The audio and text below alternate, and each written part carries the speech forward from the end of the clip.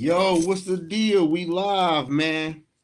A lot going on today, man. I wasn't gonna do it, but I couldn't help myself, man. So JJ McCarthy is making some headlines, man.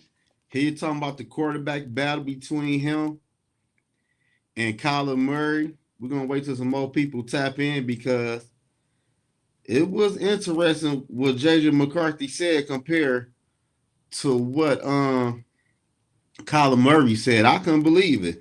And he got the internet going crazy right now. I don't know if y'all know. TB, what's the deal?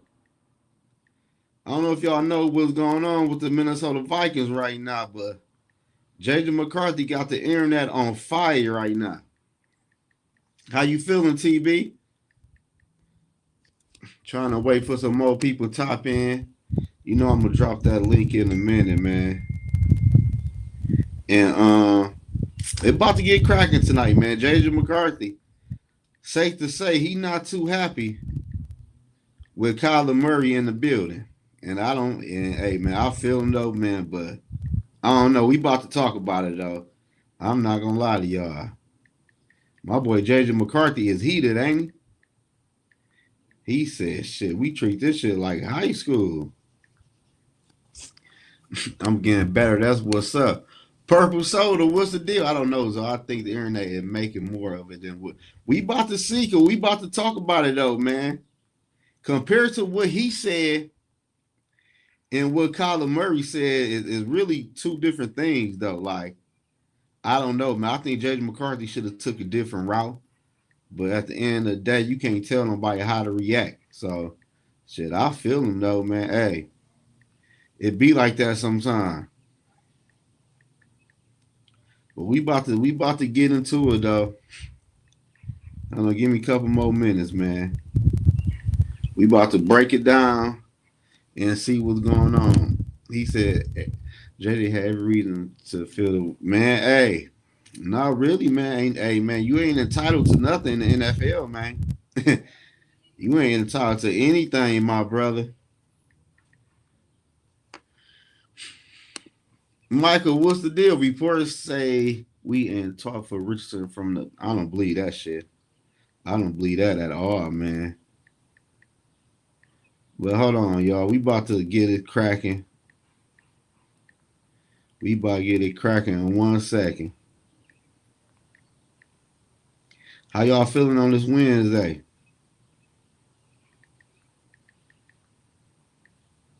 Let me see.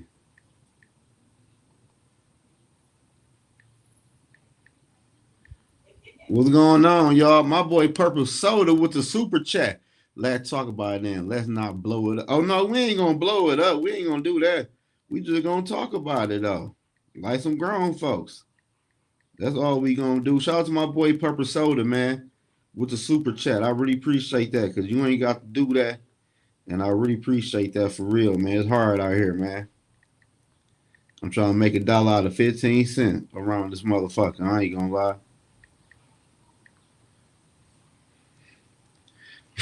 But hold on though. We got everybody. We got some people in the building. Shout out to my boy Purple Soda with the super chat. Shout out to my boy TB. No, you get that. Shout out to everybody in the chat.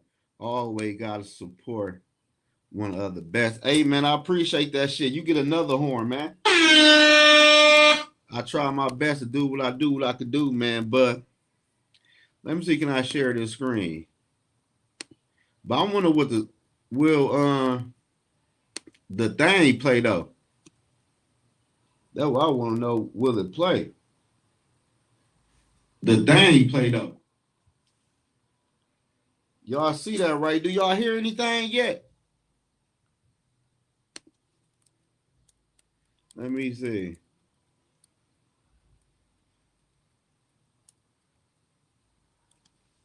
Let me try to get to it. Let me try to get to what we talk about. Ooh, got that. Ooh, y'all see that pass?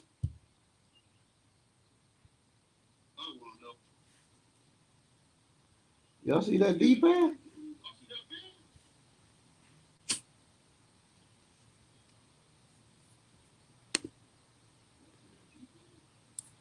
Well, no.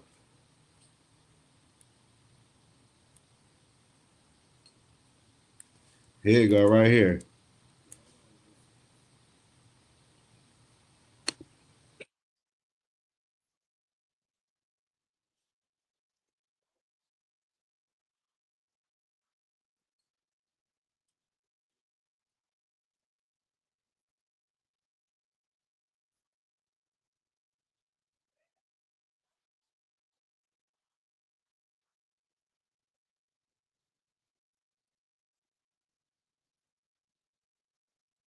Y'all don't hear that, do y'all?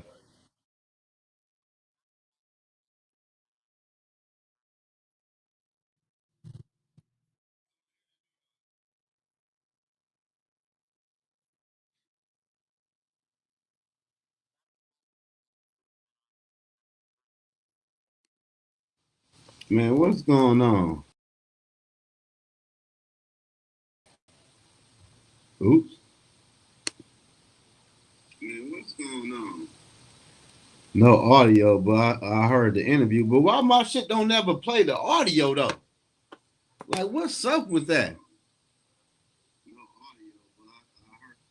What's up with that shit though, dog? Man, let's get this shit cracking tonight, man. I'm pretty sure. Anyway, man. Long story short, we could do this shit. I'm ghetto, y'all. I apologize. I'm ghetto, shit. I'm ghetto with it.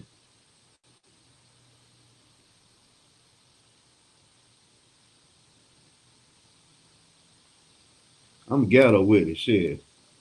How we doing? Doing great. Doing great. Your reaction when the Vikings signed Kyler Murray? Hold on, y'all about to hear this shit.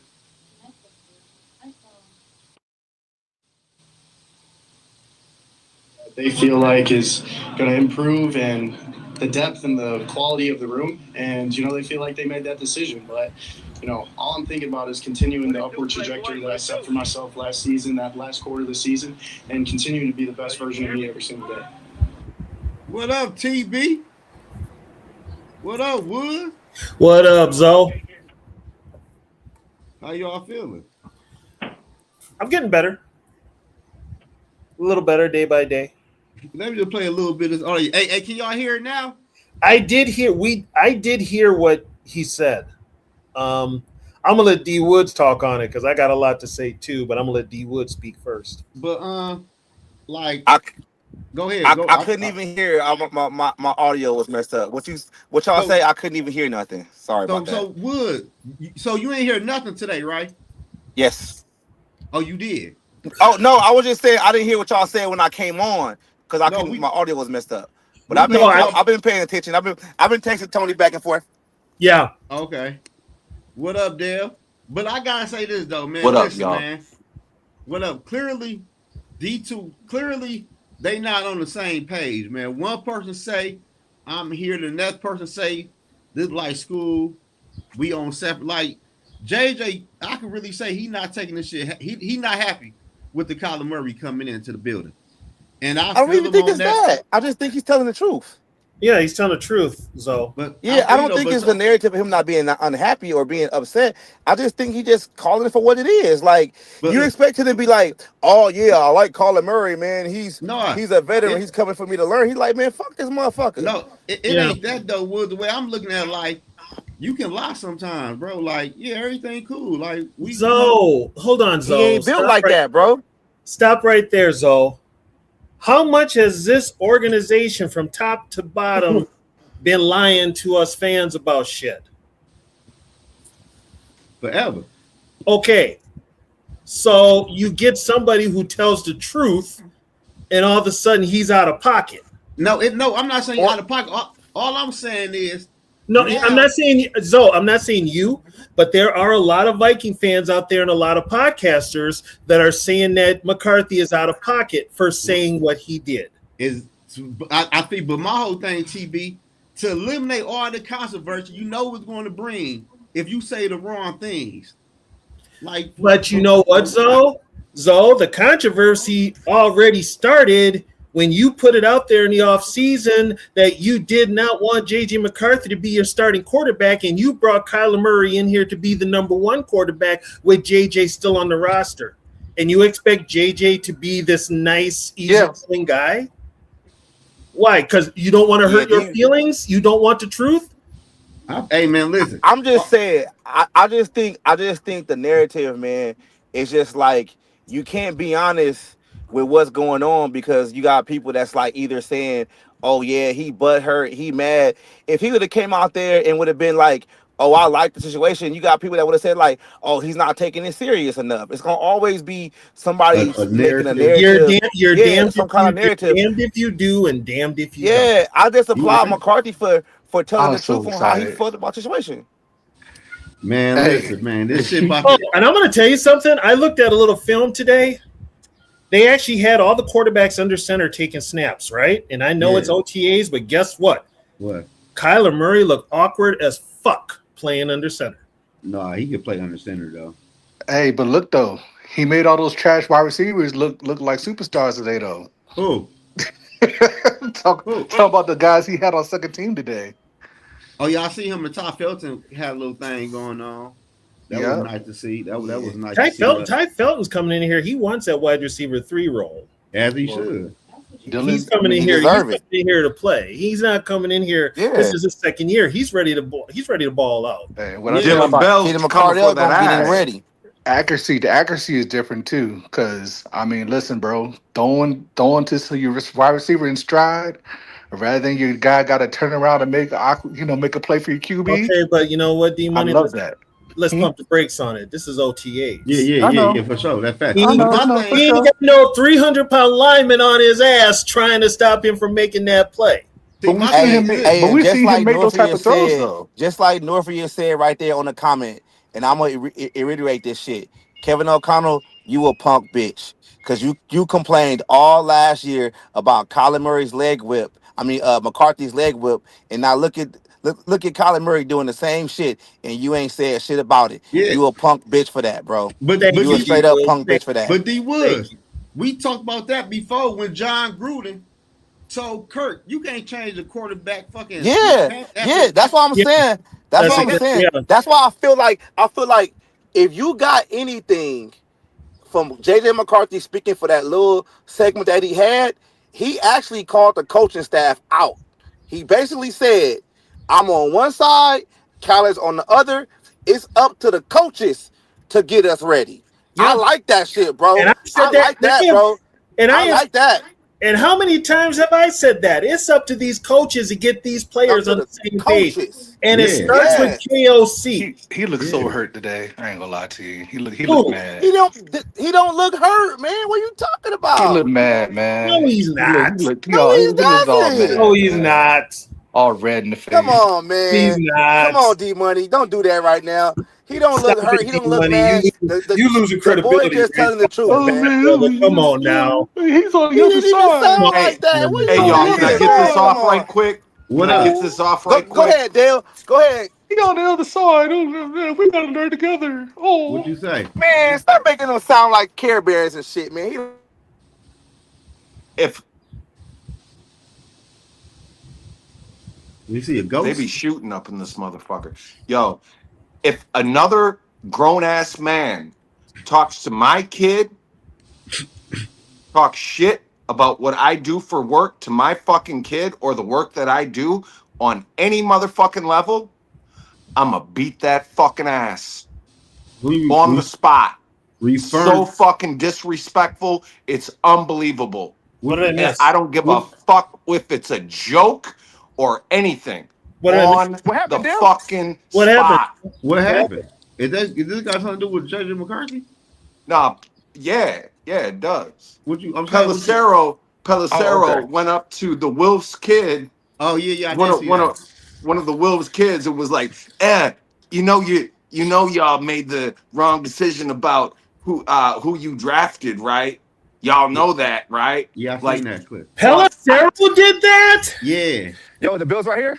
Yeah, that's what he said yesterday. Are you serious? He went to I think one of the kid TV. One of the Ziggy kids. Whoa.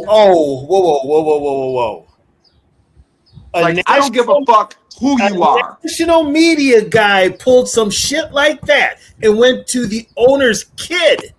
Yeah. And said that shit. Yeah. That's documented? Yeah, he said it yesterday. He admitted to it. Oh, no, shout out to my boy. boy. He admitted to it? Yeah, it's a big jokey joke. Yeah. Okay, but guess what? I can't get no press credentials, but this motherfucker ain't gonna lose his. Shout out to my boy with the super chat, man. What's going on tonight? My bad. I didn't mean to derail anything. You know what I'm No, saying? you I just wanted to put that shit out there. Dale, that shit is highly disrespectful. Thanks for putting that out there because just lead with the story first. I've been away. I didn't know what you would go. I've been away from the news, so I haven't really heard about it, and I just what I see online. But I had no idea Pelissero overstepped his bounds like that. I can play that clip. Did you hear about Josh Jacobs, TB? While we're at it, about Josh, they dropped the charges too.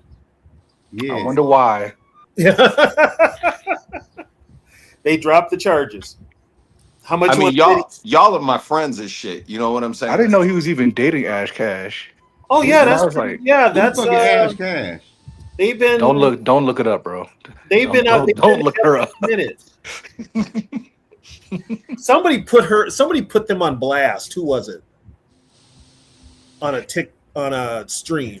I forget who it was. You're gonna look her up and you're gonna see sight that you don't want to see. No, I ain't looking her up. Don't waste your time.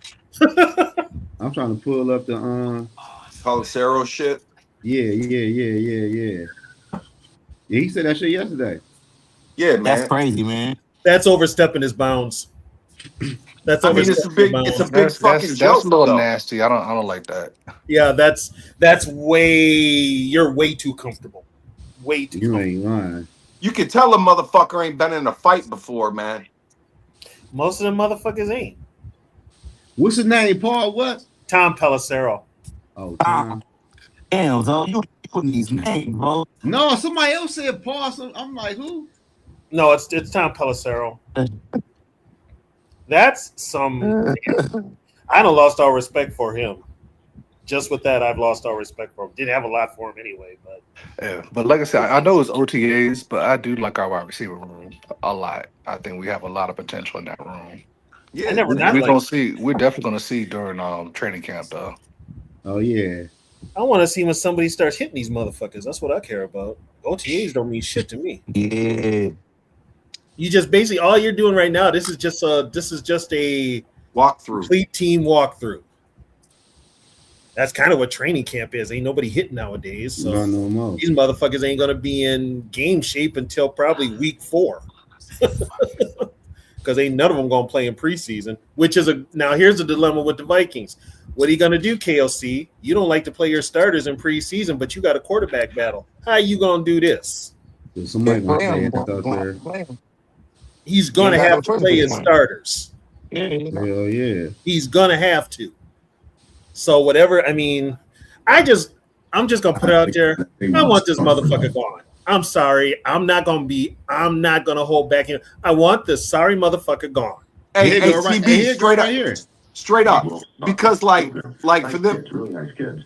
And I told them, I go, you guys drafted the wrong quarterback from the word get-go. Everybody knew that. You know me, I'll tell anybody anything. How'd that land? They didn't argue back. Because that's why they bought Kyler Murray there, which means that mathing, he's not the guy that they want to start for them. By the way, I was at the league meetings, and I tell you the story, and I told the Wilfs, I never met them before, and I didn't know who they were. They introduced themselves to me. They were Ziggy Wilf's children. Nice kids, really nice kids. And I told them, I go, you guys drafted the wrong quarterback from the word get-go. Everybody knew that. You know me, I'll tell anybody anything. How'd that land? They didn't argue back. Because Pete Willett. Minute 50 to go. Wait a minute. How old is Will's son? I don't give a fuck how old they are, man. If he's in his 20s, I don't really give. The internet is bad. Okay, what up, though, Dre Day? It could be. Who knows? Yeah, man. He told him that shit. It's a lot going on with the Vikings right now, man. It's a lot going on, man. Well, and here's the thing: this whatever drama's going on with this team is created by the team. That's they for sure creating it. Yeah, they created it. So this has been like this for the past 5 years. Yeah, and they want everybody to fucking sing "Kumbaya" to the press. Fuck you. You got some issues. You got some issues with this team that you're not willing to fix. As long as people keep buying the merchandise, buying the tickets, buying your overpriced shit, and keep going to the games and selling them out, you're fine with all the dysfunctional bullshit. But like I said before, these motherfuckers ain't trying to win a Super Bowl. They just trying to be successful. That's all they're trying for. Yeah, I will give them that. And they've got their money. They guess what? They jacked up the prices on tickets again this year, and guess what? Did? Every game is a sellout. Oh yeah, games are sold out big time. Damn. Sounds like you need to start holding players accountability. You got whole players and coaches.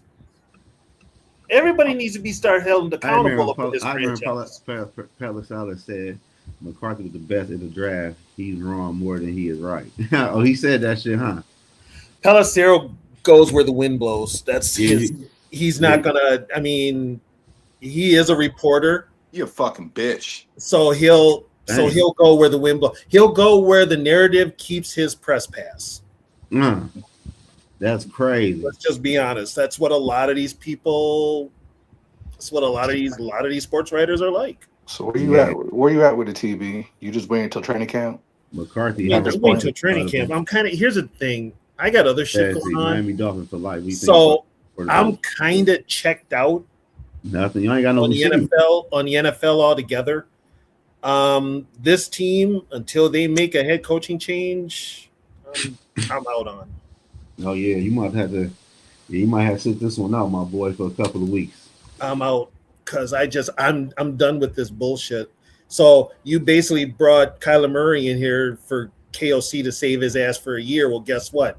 After the season's over, you're right back to where you are. You're right back to where you were this year, next year. That shit don't change. Yeah, but I don't know. Like, I think JJ going to get in there. Now, what he do is up to him. Because I don't think Kyler's going to stay healthy all of the whole way. They're probably gonna split time. We'll see how it goes. Yeah, if they don't play starters in the preseason, there isn't a real battle going on. There aren't position battles going on. That's my take on it. Well, if this is a tell, I can tell you right now who's Kyler to be on second team right now. I can tell you right now who's starting at center. Brandel is starting at center. Mm-hmm. Jurgens is the second string. The kid they drafted is going to be third. So I'm not happy with the Brandel choice, but what? Yeah, I mean, it is what it is, right? Hey, D Money, check this hot take out I got. T-Bash, you already know they are. So if Dominic Orange and Caleb Banks have combined 120 tackles and 7 sacks, the Vikings are going to have the top defense in the NFL. Those are the same numbers that Jonathan Allen and Javon Hargraves had last year. How many? What was it? 120 tackles and 7 sacks. Oh. I think Banks will be on a snap count this year, and I think that's only a precaution. Orange gonna have a lot of tackles. I'm just gonna put that out there. He's starting at nose tackle. I think Redman gonna have a big year. Yeah, I expect it out of Redmond. The one I'm expecting, the one who a lot of people are writing off as just a body in camp, is Isaiah Loudermilk, or whatever that dude's name is. They got from Pittsburgh. Yeah. Oh, the dude we just picked up. Yeah, 6'7", 300 pounds. He ain't no joke. And he fits Brian Flores' scheme to a T. Yeah. So it's you got a bunch of linemen now that a couple of them are probably going to get cut. Mm-hmm. I'll say this about Banks. I think you'll see him on the snap count all the way to about the game one. Game one, I think they're going to unleash him. Well, they're gonna be cautious on that foot. He said Williams could be on the bubble. Yeah, they got a lot of people on that D line. Oh, wait a minute. Williams, how many years has he been on practice squad? 1 or 2? Just one. We signed him last year. He was a UDFA. He could go back on practice squad again. You can put a player on practice squad for 2 years. Okay, for 2 years. But it leaves them open for another team to sign though too. Yeah, they like Dylan Bell too, man. But he got to get his head around. But who's that? Dylan Bell's getting a lot of receivers. Yeah. It's time to produce, man. You know, it's about to be that time. I mean, motherfuckers getting paid, man. Go do your damn job and do it well. That's where I'm at with this shit. You're getting paid like a damn job. Go do your damn job. Let's go. That go for everybody up there. Do your damn job. Yeah, we're gonna see how that shit beyond. It's beyond doing a job. It is now at strive for more. Stop striving for just making the playoffs. Start striving to get to the goddamn Super Bowl. You ain't lying. I'm talking about do your job. I'm talking about everything, even from execution on a play. Even you know what I'm saying. When you run a play, execute it. Do your job. Don't try to do nobody else's job. Do yours. And I agree with you, Dre. What I'm saying is, do your job, execute, but don't stop because you make the playoffs. You keep that execution all the way to get to the goddamn Super Bowl and beyond. That's what I'm saying. Yeah, Bill. And only thing I've heard out of this organization since the Wilson got it, 1, they just want to be better than the Green Bay, and 2, they're just happy to make the postseason, and whatever happens in postseason happens. That's the wrong kind of attitude to have if you're trying to win.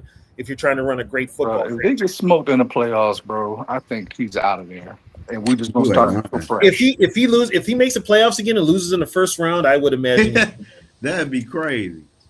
I would imagine he's gone. Like damn, the same shit every. But year. here's the thing: who's going to be the GM? That's why I said I want the guy from Seattle or somebody that's not in the building. Me too. Somebody that's not in the building is not going to have to deal with all that.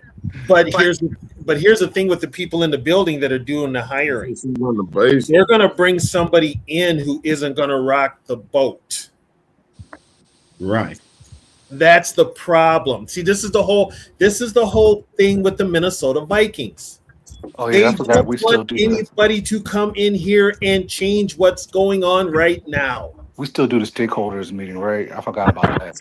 Yeah, everything is by committee. So guess what? Whoever they get has got to toe the line. Whoever they get has got to follow the mantra that's in there now, which basically is KOC is controlling everything in that motherfucking building. And that was the reason that we didn't get Ryan Poles, because Ryan Poles wasn't going to go for that. Poles was blowing it up. That's why my man from the Chargers said no. Well, the man from the Chargers said no too because he talked to Jim Harbaugh also, and Harbaugh's like, "Don't go to Minnesota. They're gonna fuck you over." Yeah, he knew that. Yeah, we talked about that before he even said no. Yeah, I'm like, when he said no, I'm like, yeah, we know why. We know exactly. I want someone with no tie to Kevin. Hell yeah, we all feel like we that. all do. We all do. Yeah. And trust me, when O'Connell's out of the building, everything's going to come out. Everything. But I think West, though, I think Gray, the Seattle guy. Yeah. I think he's perfect for what we want to do. Here's the thing, though. As far as team building goes, I think he's the best for the job. You seen what he did with Seattle? Yeah, other than take our players and make them better. But here's the thing, though. Seattle's got a different philosophy in their front office and in their team than the Minnesota Vikings. For one thing, I think their owner is in the building. Mm-hmm. 2, they have gone to that. Once you go to that Super Bowl, it's like a drug. You got to keep chasing it. And they got back and they won it. TB, how many players have they taken from us for them to get to the Super Bowl? Do I need to start? You might as well give them the guys. We could give them anyway. Yeah. You got him. I like him. I like the guy from Buffalo too, but he's got ties to the Vikings. He's got ties to Spielman. he was here, Terrence Gray. But he's a Sean McDermott guy, and I don't like Sean McDermott. And I feel like that would be his guy. The thing is, I don't want the guy from the Rams because if you bring him in there, you're basically sucking KOC's dick. Bottom line. So anybody with no connections, what you need is somebody to push back on KLC, which they might have somebody. I mean, Rob pushed back on KLC in the draft. I think Frank Smith is pushing back on him. Frank Smith is pushing back too. So this all goes back to what JJ said. JJ just kept it 100. Him and Kyler ain't friends. They're teammates. They ain't hanging out outside They're teammates. They're in the same classroom. Basically, they're going over the same playbook, but they ain't friends. Not at all. And there's nothing wrong with that. Just because you're my teammate don't mean I got to hang out with y'all ass 24/7. Hey, D Woods, hey, see all them guys. Hey man, we might as well just give them what we've been giving them anyway. Oh, trust me, it's more, D Woods. You can go back in time, and I mean, my God, ever since the Seahawks started, they've been connected to Minnesota in one way or another. You ain't lying. Their first head coach, the Minnesota Vikings D-line coach. Damn. They gave us Ahmad Rashad. We gave them Bob Lurtsema. They got there is a connection there with Seattle and Minnesota that it's always been there and probably always will be. So he said, I don't want Rob Orton. Hell no, we don't want to do. Oh, kind of like us in Houston, right? Yeah. You know what? And like we've said before, Rob may not want the gig. So keep it there in that cap room. Well, they got a guy in the cap room. Well, send him back to Seattle. Well, he's already here. He's already the employee. But he's only supposed to be temporary, though, I thought. Well, Rob, if he wants to, can retire. Well, fucking man, shit. He's been with the team for 30 plus years, so he can retire. So, I mean, what's the deal? Hey, bro. What up? I mean, they have no idea what they're doing in the front office, and sometimes it shows on the football field because they have no idea what they're doing on the football field. Hey, you know what else is funny? Shaquille Griffin, Cam Akers, and Chaz Surratt, along with Sam Darnold, got that Super Bowl last year. Was Chaz Surratt with the Seahawks? Yes. They say I thought he was a Jet. Linebacker. Yeah, the linebacker. I thought he was with the Jets. No, they say he was with the Seahawks. I looked it up. Damn. Well, didn't Lewis Cine get a Super Bowl ring just for being on somebody's freaking practice squad? The Eagles. I don't think they give Super Bowl rings to practice squad players. Yes, they do. Yes, they do. Everybody get a ring. They do. Everybody gets a Super Bowl ring. Really? Yeah. Because I met somebody on the Seattle practice squad at a wedding, and he said that he was on the practice squad and he didn't get a ring. Yeah, practice squad. Everybody gets a ring. Only reason, if he was on the Seattle practice squad, he didn't get a ring because he wasn't on the team. Yeah, he probably got cut. But yeah, dude, the losing team gets a Super Bowl ring. Hey, Brev, since I know Brev is here. Hey, Brev. Yeah. Do you know if Mafia got paid? Who? Mafia. From the Seahawks. Mafia got paid. Yeah, he got paid. Oh, damn. Way to get him over here then. Damn. No, he's in where did Mafia go? Oh, Boye Mafe? Yeah. I think it was to Washington. Okay, and guess what? That's another former golfer that the Vikings let get away from him. Yep. Oh no, he went to Cincy. Oh, he's in Cincy. Hell no. He's supposed to be over here with us. After playing in Cincy, he'll probably want to come and play with us. I think their defense gonna be better this year though. They ain't got no choice. You can't go no lower. You can't get no worse than they've already been. Exactly. Shit. When you're bottom of the barrel, ain't nowhere to go but up. Unless you stay status quo, which is a possibility with them. What happened to the running back we were supposed to get that was a gopher? And I guess he's kind of just out. I don't know if he's out the league yet. Abraham? Yeah. His knees were bad. Oh, Muhammad Ibrahim. Muhammad Ibrahim. Yeah, his knees are bad. He ran so much in college on bad knee. Like he was high mileage bad knee. He was never gonna work out. Oh man, they Georgia Bulldogged him, huh? Damn. Well, plus he was a 6-year guy. He had been at the U for like 6 years. Yep. Damn. Him and the quarterback had been there for 6 years. That's like the guy from the kid that went to the Titans. You know the funny thing is, Tanner had been with the Gophers so long, he was as bald as PJ Fleck, and they looked alike. Looked alike. They announced the game against Alabama, like how in college football they'll announce games like 8 years ahead for whatever reason. Minnesota announced the game against, I think, like Alabama or something in 2030 back in 2023. And I retweeted and I'm like, somehow, some way, Tanner Morgan will still be starting quarterback for the Gophers. Damn. And it looked like he would. Hey, Brad, since you're here, how do you feel about the body language for both QBs in this competition? And what do you think about us going forward? I mean, JJ McCarthy is obviously salty, and I'm fine with him being salty. Like, I'm not saying it's a bad thing that he is. He probably should be. I told y'all he was hurt. But I don't have a problem with what he said that much, but I can see why people would kind of think he sounds like a bitch saying it, just the way he said it. But you know what though, Brav and D Money, think about it this way. He's got every right. You can do this to me. He's got every right to be salty, but guess what? His coach was in the offseason saying that he wanted to trade him and saying that he wasn't a good quarterback. That's his head coach. He didn't say he wasn't bad. He just didn't say he was good. He did not give him his support. He did not do that. He did not give him his support. So basically, you know what? Tell me I suck by not telling me I suck. That's why I wish we would have got Ty Simpson in the first. Would you rather him do it the Zimmer way? You know what? Honestly, yes. Yeah, I like what Zimmer did. Be front. Be out front. If you don't like me, tell me to my face. Yeah. Right. I mean, don't get this. And just because you got some reporter sucking your dick and she lets it out there that you don't like the motherfucker, that makes it even worse.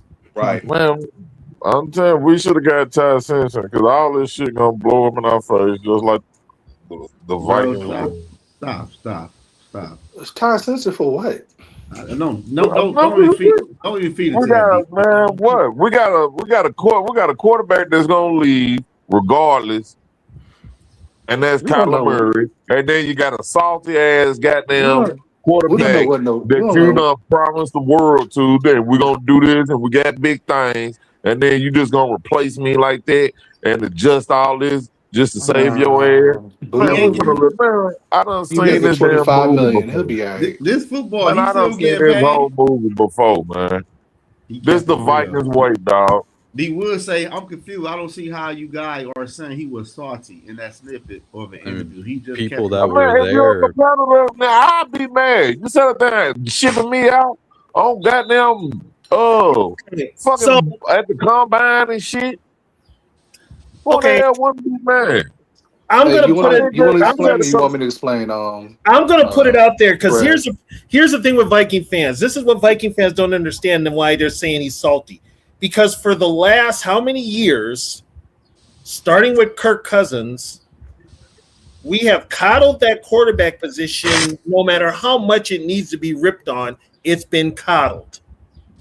You can't say anything bad about the quarterback, and you can't say anything bad about the head coach. It's called coddle. And when somebody decides to say something, all of a sudden, oh my God, they've got issues. No, they're being real. No, what it is though, TB. I've been calling the quick QB because it's just Kirk Cousins. It is though, TB. You heard what JJ McCarthy said. Then you heard Kyler Murray, like he said something. Okay, different. You know what? Kyler Murray is rented. Kyler Murray is rented for a year, and he's still getting paid by 2 damn teams.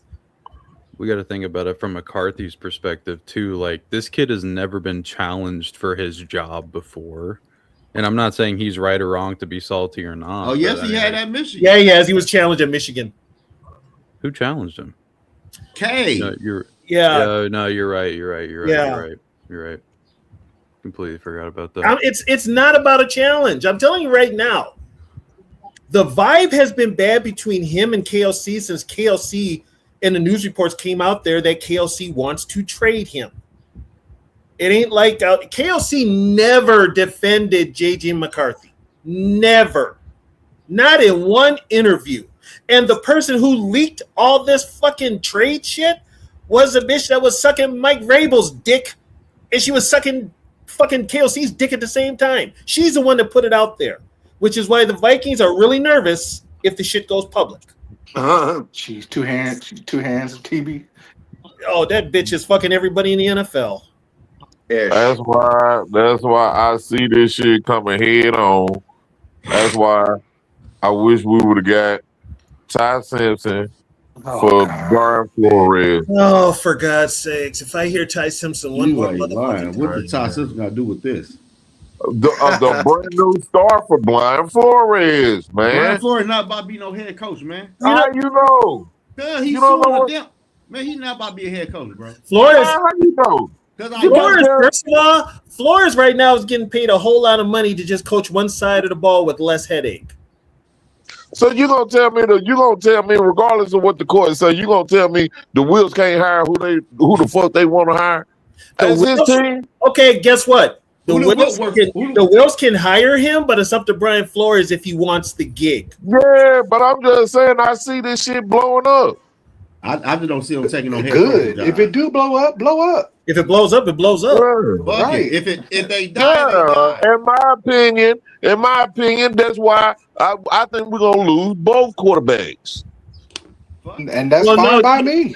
The only way we go start a trade-a-thon. In my opinion, y'all act like I can't have my opinion. I mean, that's cool. In my opinion, I wish we would get Ty Simpson to be a future franchise quarterback for Brian Flores for when this shit blow up in Kevin O'Connell's face. So I got one for you, Dre. I got one for you. How do you know Brian Flores won't roll with JJ McCarthy? You think Ty's gonna be better than any of those guys for next year? Yeah. How do you know? How do you know that Brian Flores has already talked to JJ McCarthy? I don't know. I'm not bringing up JJ McCarthy. I said Ty Simpson. But you said both quarterbacks will be gone. I said both quarterbacks will be gone, man. If neither works out, that's fine by me. We can go ahead if it doesn't work out, you just draft another quarterback. There's a lot of good quarterbacks coming out this year. Get Jefferson his walking papers. Give Jefferson his walking papers. Give all our highest paid players, give them their walking papers. Unless you're gonna, and let's get on. By the way, let's put the light on who put us in cap hell later down the road. That was Rob Brzezinski, folks. Yeah, that's for sure. That was Rob Brzezinski. That was a cap is a myth run. You remember that? Oh God, yeah. What's his name is still running with that? Pedo Andy. He's still running with that. But it wasn't Brzezinski's choice. He just fucking moved the numbers around, man. Well, who? Yeah, he moved them so far down that it was you're gonna have to pay for it eventually. Well, who knows? And when he moves them down that far, and then unfortunately we didn't have any success when he moved those numbers down. So guess what? It came time to pay the piper. You know who I need to have good years? I need Jefferson to have a good year this year. I need Addison to have a good year this year. I need Hawkinson to have somewhat of a decent year this year. Boy, Hawkinson. Yeah. Well, that D Money, that's great for fantasy football. You know what you need? You need Christian Darrisaw to stay his ass healthy. You need Ryan O'Neal to stop jumping off sides. No. You need whoever plays center to work out, and you need fucking KLC to play ball control and time consuming in his play calling to give his defense. I need all these guys. I need all these guys to play well, so when this team blows up, we have a lot of trade value. That's fucked up.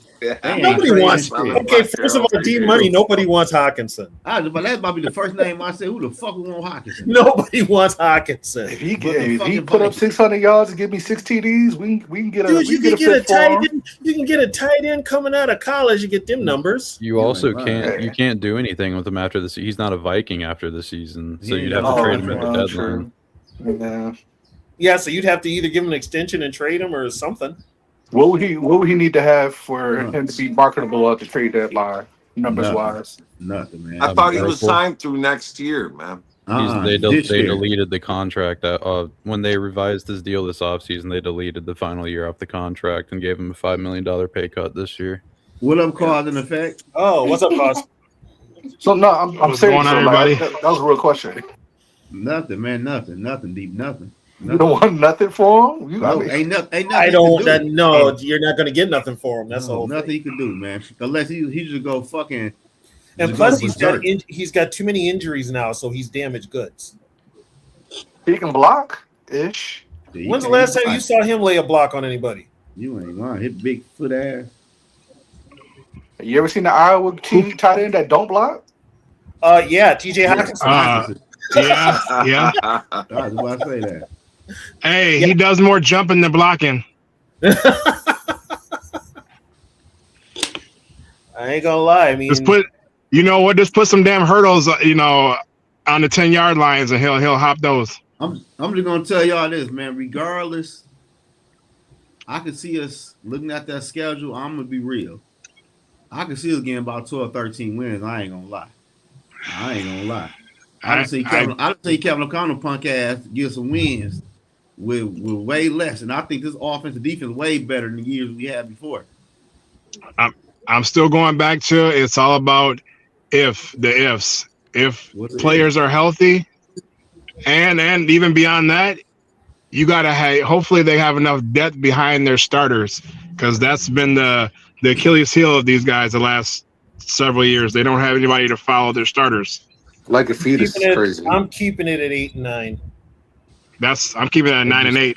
I just don't think there's any way they have 9 wins or less this year based off why they didn't have more last year. Like, there's no way Kyler Murray or like even a better JJ McCarthy. There's just no way they have 9 or less wins. And I'm not a homer. You know why? You still got the same play caller on offense. He won 13 games before. I think we go 12 our and defense 5. is going to save our ass. The only thing here's what's going to happen. Then, if that's the case, then that defense is going to play above and beyond what they've been playing the last. Already 2 years. put 1,000 With on. younger Bro, that's a good bet. That's a good fucking bet. He put 1,000 on the overs. That's a good bet. I say. What's that payout like? It depends on what the numbers are. That's the even line. Yeah, that's the even line. So it's probably double. I got us going 12. I got us going 12 and 5. With the most Vikings, I guess, tumble yet that we've had the past 5 years. About, man? What D Wood talk about? Okay, how about this? What's the top 10 as far as defenses right now? Top 10 defenses? Do you start with Denver and Seattle, and then it's everybody else? Denver, Seattle, hell no, Houston, Texans. Yeah, the Texans. Denver, Seattle, Texans. Minnesota is in there. We need to lose to somebody like the Eagles again. The Eagles. But I'm just saying but after that, you just name like the top 3 teams, and after that, it's kind of like, yeah, facts. But here's the thing, though. This year's Viking schedule, correct me if I'm wrong, we're playing some average to above average offenses, right? Hell yeah, we is. Yes. And look at the quarterbacks we playing. Yeah, that's another thing too. So, on paper, they should win 12 games. But when you line it up on Sunday, and we've seen those Viking teams that start out slow and can't recover. That's been like a KLC thing since he's been here. Bro, we got them 3 primetime games week 12, 13, and 14, man. At the end of the season. I hear all that, but there's a certain word that you're forgetting about. It's called flex. So if we ask like we was last year, I'm pretty sure we will get flexed right out of those Hey, games. Zoe. Yeah. Hey, Zoe, I think Twin calling us out, Zoe. For week 12. I think Twin calling us out, man. Who would? Yeah. Yeah, would be. You know, would be tripping, man. I'm just saying, you can't get flexed week 12 or week 11 because it's international. You can't get 13 because it's a Thursday night. Week 14. Benny, what's the deal? Brev, they are flexing Thursday night games now. Are they not? I mean, I'm sorry, man. I just don't see the sunshine and bubbles I normally see from McCarthy, man. You know. He all right though. He young, but he just ain't buried. I ain't even talking about that. I'm with TB on it. On paper, it all sounds nice, but the product got to show up on the field. Oh yeah, that's all. I mean, y'all going okay. You guys are going after. You guys are putting Kyler Murray for what he did before, and you're automatically saying, okay, in this offense, he gonna light it up. Okay, guess what? This is now. He's got a different offensive coordinator. He's got an idiot for an offensive coach. I'm just gonna put that out there. He'll light it up between the 20s. What's he gonna do down at the goal line? He had a way worse offensive play caller last year. I promise. That bitch. Oh yeah, last year was bad. It was bad. Last year was bad. If he attempts to run it in every single time, all it takes is one hit. I'm cool. This football, baby. This football. We here to play football. Then everybody get what they want. JJ slide his ass in there. But I mean, we've seen Kyler make plays when things aren't scripted. Oh yeah. Plus he'll slide. It don't look like he's lost. He do. I one thing about Kyler though, he don't take big hits for real. He doesn't at all. Like I watched all that film. How can you hit him? He's a midget. Goddammit! Everybody hitting him 6'1". That motherfucker barely 5 feet. Give me a goddamn break. He got that extra low center of gravity. All his stuff is soft tissue. Motherfucker need a goddamn footstool just to play under center. Shit. Get the fuck out of here. How you fucking gonna hit it? He said, "How the Viking quarterbacks?" Vinny, listen, bro. You talking about the Vikings QB's position? How's that Packer running back position? Exactly, bro. I think the Vikings sweep the Packers. He just uses get out of jail free card. Hey, how that receiver? I'm gonna say something. I'm gonna say something right now. I'm gonna cause some controversy. Packers finished 4th in the division this year.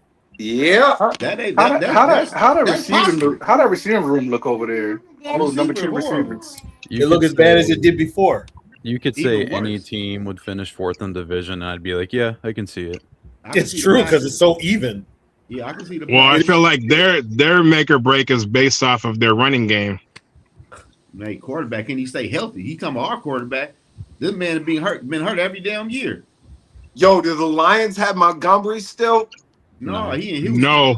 He's gone. They have Gibbs and Pacheco now. My boy Postman in the we got the Bears in the building too. He said no controversy right there. Because the Lions got an ill ass center from the Panthers, man. They got who's running the football for the Bears? They got that rookie running They got 2. Swift. They got 2 running backs. Yeah, they got a rookie last year. He ran crazy too.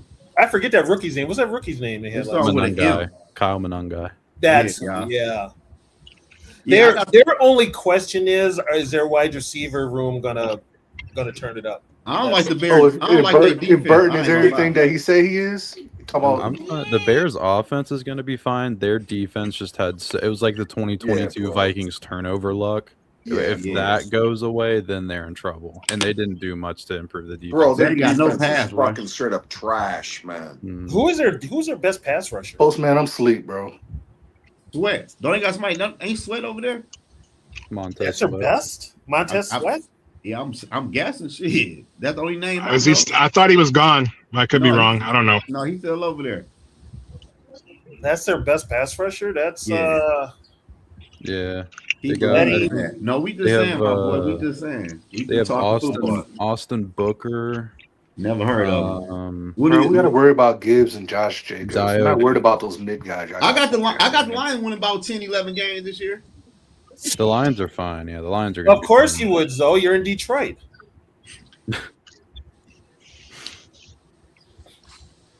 Zoe, if you need to go in the bathroom and put that blue on, go ahead. Hey. Right. Blue and silver bathroom. So, as you can tell, I'm feeling better. I can tell. With the slick comments, I can tell TB is back. But no, I don't. I'm looking at their schedule though. Like their schedule easy. They have Well, the you know easiest what? schedule You in know the what, NFL. Zoe? You bring that up. This whole division's actually got a soft schedule this year. Yeah, it really is. Because we play the fucking NFC South. The South and the AFC East. And AFC East. Oh yeah, you can't beat that. Yeah, I mean it's. And we avoided the NFC West. Well, we didn't avoid it. Oh no, we still no, it's just part of the rotation. Yeah. Yeah, but I got the Vikings, Lions, the Bears, and Packers. So here's what I got. I'll put it out there. I think we I've got sweep the the Lions Bears. I've got the Bears at 10-7. I think we split with the Bears. I'm with the Lions and Vikings. Either one can go 9-8, 8-9. And I've got the Packers. I think we sweep the Packers. 8-9, maybe lower. So who you got winning the division? The Bears. I think the Bears by a slim mark, and that's only because they won it last year. I can't argue that. By default. I think Caleb gonna be better this year too, though. I ain't gonna lie. Well, here's the thing. Caleb. Well, he better be, Zoe. He's in your top 10. Yeah, he better. Yo, I think the Lions and Vikes are gonna battle for the division, man. For real. What you talking about? The way y'all acted last week, bro. Well, so that list of yours left a lot of question marks. Wait. What was your list? I never heard this. What was the list? Oh, he had a Go list. ahead, give him the list, though. He had a list of top 10 quarterbacks, and I couldn't even defend it. Because I got Caleb Williams near my top 10. I'll defend you on that. He's in my top 10 as well. Yeah, he had him in the top. But here was my theory for kind of by Caleb default, Williams. though. Here's my theory for Caleb Williams. He hasn't been in the league long enough to crack a top 10. That was my only thing. I feel you causing the fact, but but hear me out though. You know where the top 10 list came from, B, right? We was arguing about Justin Herbert being a top 10 quarterback, and I said he wasn't. Oh, yeah. And they were arguing me saying he was. I think he is. But okay, so B, if you saying he is, he been in the league for what, 5 years now? Yeah, 5, 6 Been in the league for 5 years. Well, Caleb is showing that he's starting to get comfortable within that offense. Caleb had a crazy. He played good in the playoffs. But my big knock on Justin Herbert is it ain't about him losing in the playoffs, bro. You was a train wreck in the playoffs. But so the question is who you had in his place.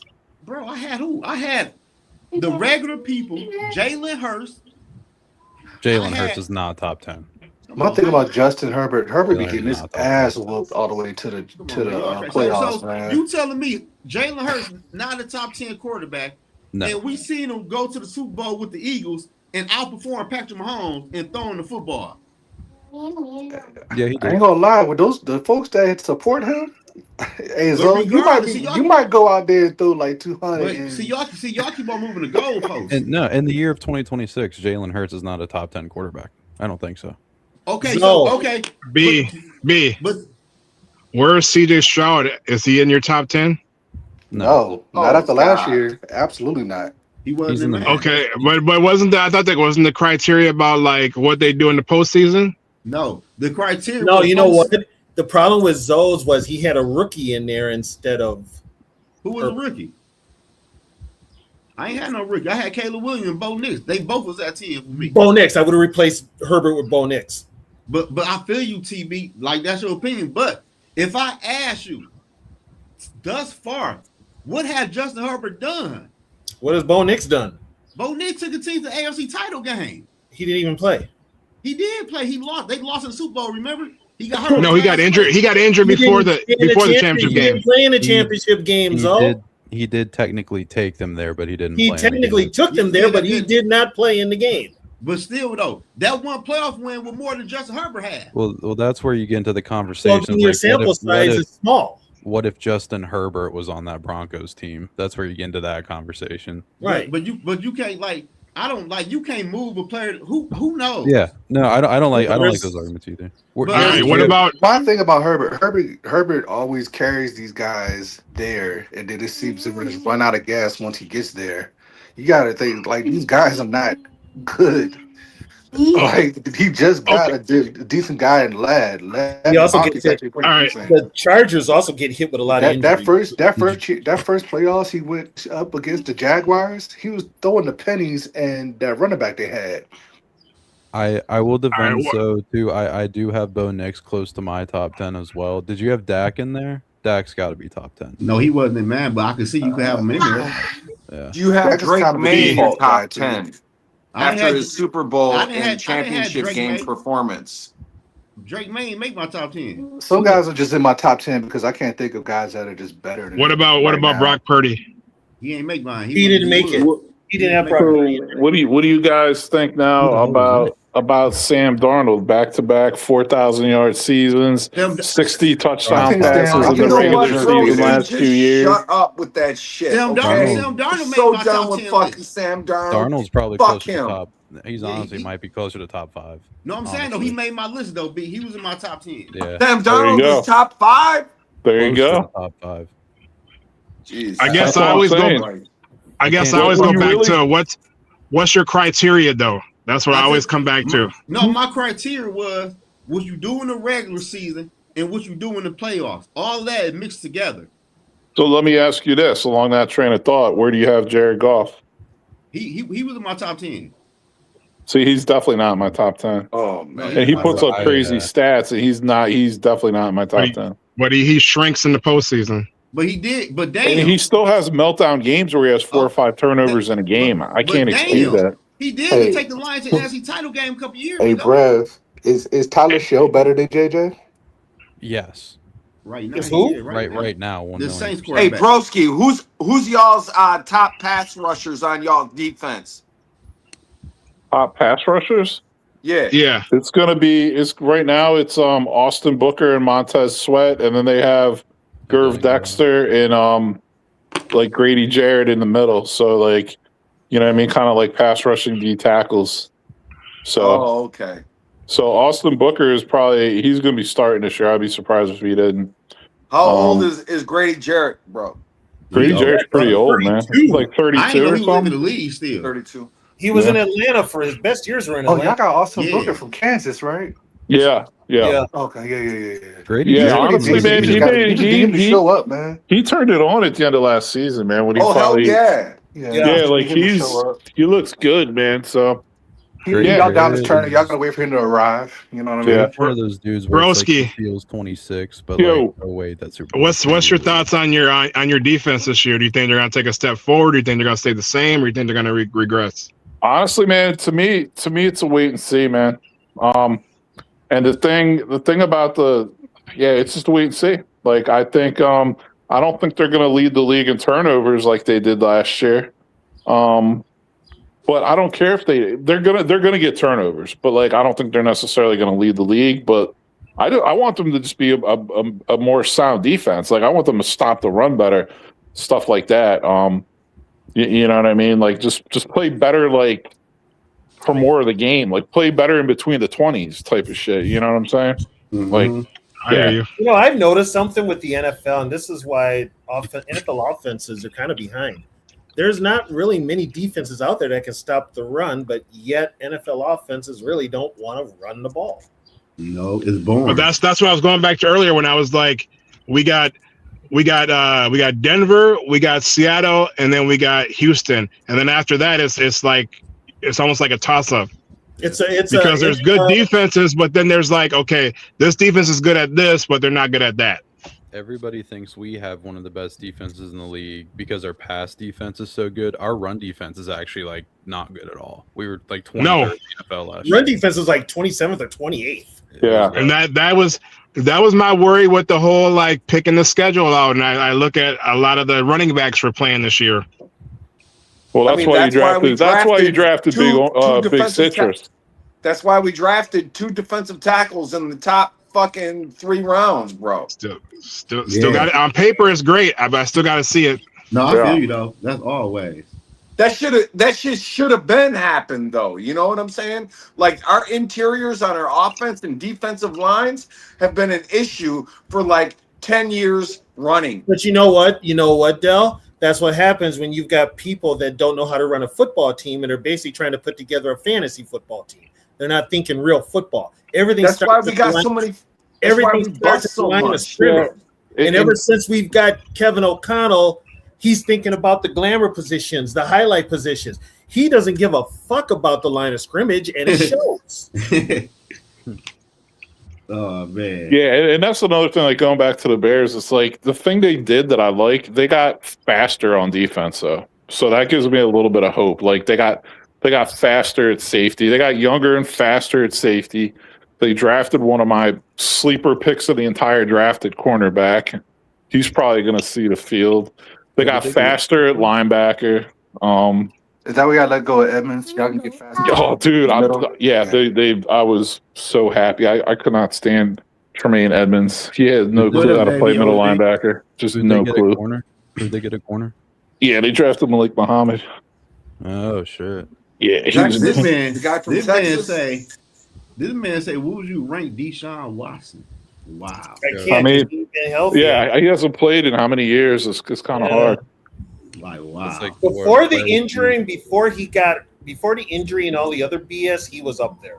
That was so long ago. I know. I know. That's the problem. Damn. People forget. Would he make your top 30?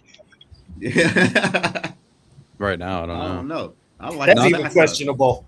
Not to defend Deshaun Watson, because obviously he's a piece of shit, but like I think people forgot, and maybe they should have with everything going on. People forgot like how he was. Yeah, he with was all this good shit back going then. on. Yeah. Oh, when he was with Houston, yeah, he was. That was so long. That like what, 10 years ago? That shit was. I know. 3 Yeah, feels 4 like years. it. I'm pretty sure they might have won a Super Bowl with him with the coach they have now. Yeah.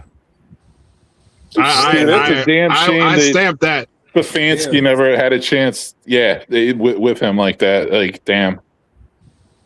Like, I don't know. He in Atlanta right now, braving about how Tua was so accurate with the football.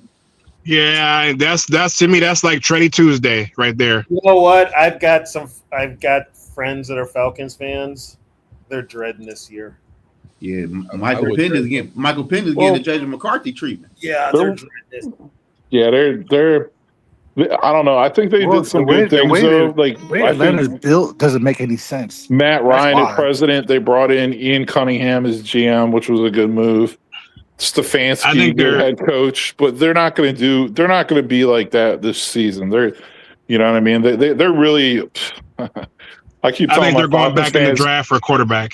Dude, seriously, they're basically in rebuild mode. Like they have some, they do have some talent, like some good young talent on both sides of the ball at certain positions. They do. But like overall, like it's like, damn, that team's not it. Like they're not ready for it yet. They're not even close. With Atlanta, you're going to get a heavy dose of Bijan, but guess what? Tyler Algier is gone, so you're going to get more Bijan, which is probably they're going to beat Bijan into the ground. Yeah, and you got one. Once Bijan go down, it's a wrap. It's a wrap. They were they're supposedly trying to get Dylan Gabriel. I heard. They're trying to get Dylan Gabriel because Stefanski likes him, and they'd be the first NFL roster in the history of the NFL with three lefty quarterbacks. I respect that. Who the receivers they have right now? London, and then Pitts at tight end. Well, they got another guy they picked up in the draft, didn't they? They signed somebody too. Why am I not thinking of this? Give me a second, I'll tell you. They got Jahan Dotson. They drafted Jahan Dotson. That's what I'm thinking. They got Zacchaeus from the Bears, that little slot receiver from last year who was on the Redskins before, and they got Jahan Dotson. Okay. That's a rough receiver. You know what's funny though? Atlanta could still win the South. Yep. You ain't bullshit. I don't think so. I'm going with the Saints. It's the year of the Saints, baby. I think it's I'm just saying the Saints. Atlanta's on the same boat as we are. For everybody, to be honest. Tyler fucking shot. Yeah. Atlanta's in the same boat as us as far as the quarterbacks go. They're also one hit away. The Vikings got a much better rest of their especially for them roster. to pick up what's the guy's name from Texas Tech? The defensive tackle, the big guy. Lee Hunter. The To put Lee Hunter with D Brown, bro, is insane to me. For who? We'll see. We'll see. The Falcons. Who picked Hunter? Was it Carolina? Yeah. Oh, I thought it was the Falcons. No, that was the Panthers. Carolina got some guys. Panthers Man. drafted Monroe Freeling at left tackle. Then they went Lee Hunter at D tackle. That's what pissed me off in the draft, bro. And then they drafted Sam Hecht at center. Yeah, that's what pissed me off in the draft because 2 picks before the Vikings, Lee Hunter went to Carolina. Yeah. And that pissed me off, but then we drafted Orange, and I'm like, okay. He was available, bro. Yeah. He was available. We traded back to pick up a 4th-round pick. Yeah, and Carolina took him. I'm like, fuck. Well, Orange is a better fit because we needed a strictly a nose tackle anyway. We don't need we need somebody to just. Yeah, Orange is a fit. Orange is starting on day 1. Game 1. Dude, I think he is. I think he will. He's going to see a field a lot more than Banks' rookie season. Banks will be on a snap count. Yep. Yeah, at least for the first year. You need a Vita Vea, Pat Williams, space eater. We ain't had that in a long time, so that's a big shoes to fill right there. We ain't had it since Linval. Yeah, that's talking about some big shoes to fill. Yep. Hell yeah. Yeah. But I mean, the way that I'll say this with the defensive tackles that we picked up, the way that the NFL is going, I think it's going to be better in our favor anyway. Because you see a lot of teams starting to build up more on the run now. Because it's like, okay, y'all want to go light with these blitz packages and have all these guys that are 250 and lower. Joseph, yeah, he was a motherfucker. You know what I mean? We just going to bowl over them with these 2 tight end sets that we got. Y'all figure it out. The NFL is like offenses are in a transition period. Like we're coming off the passing game is everything, quarterback over everything kind of era of ball, and feels like we're rightfully kind of going back to the physical running game style. What do they say? That's cynical, centrifugal, whatever. Where it comes and goes, it's like fashion. Oh yeah, especially when you got go ahead pick Jeremiah Love $50 million. You know. Oh, they need to. If you look at it like they're probably saying, well, these teams want to try and throw down the field 30 yards every time on every play. Then guess what? They're gonna get hit every time too. I just so don't it's gonna think force Love them to have to run the ball. I just don't think Love is who they think he shouldn't. He shouldn't have gone Love to Arizona. Is Gibbs or Bijan. I don't think he that. Well, put it this way: there's going to be. I still say the Packers are going to have a new coach and probably a new quarterback after this season. Yeah, TB, that's one thing I wanted to ask you about. So I talk to other people on a show I go on in the morning sometimes, and yeah, like we're kind of saying like, dude, the Packers are due to fall back for a couple of years, man.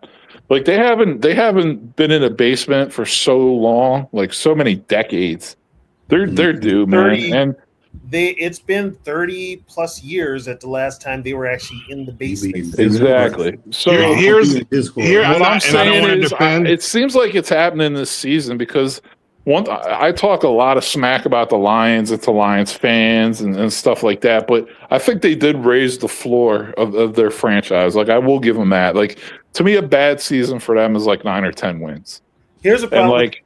Here's the problem with the Packers. They put too much money into Love, and they put too much money into Parsons.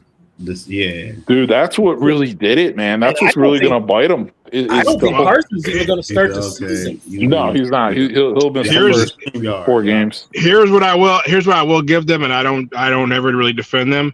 What I will say about them is, to us making the playoffs back to back years like them, we would call that a crowning achievement. They would call that horse shit because they're about winning championships, not making the playoffs, not winning the division, about making the playoffs and winning championships. I hear you, but the one thing I'll say about that is they haven't won the division.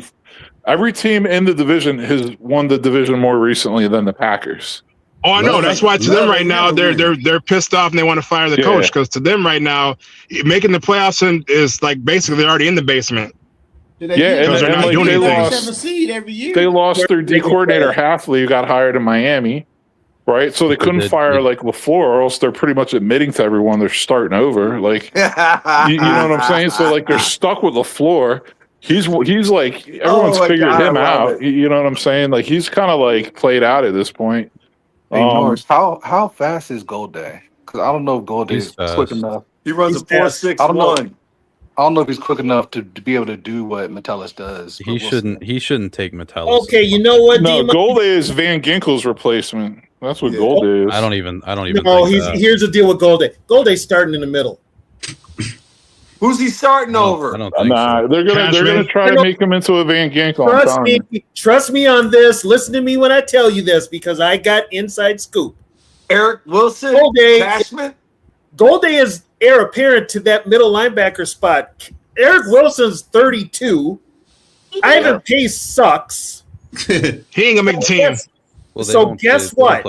They've got Golday in the middle. They play weak side. They don't play middle.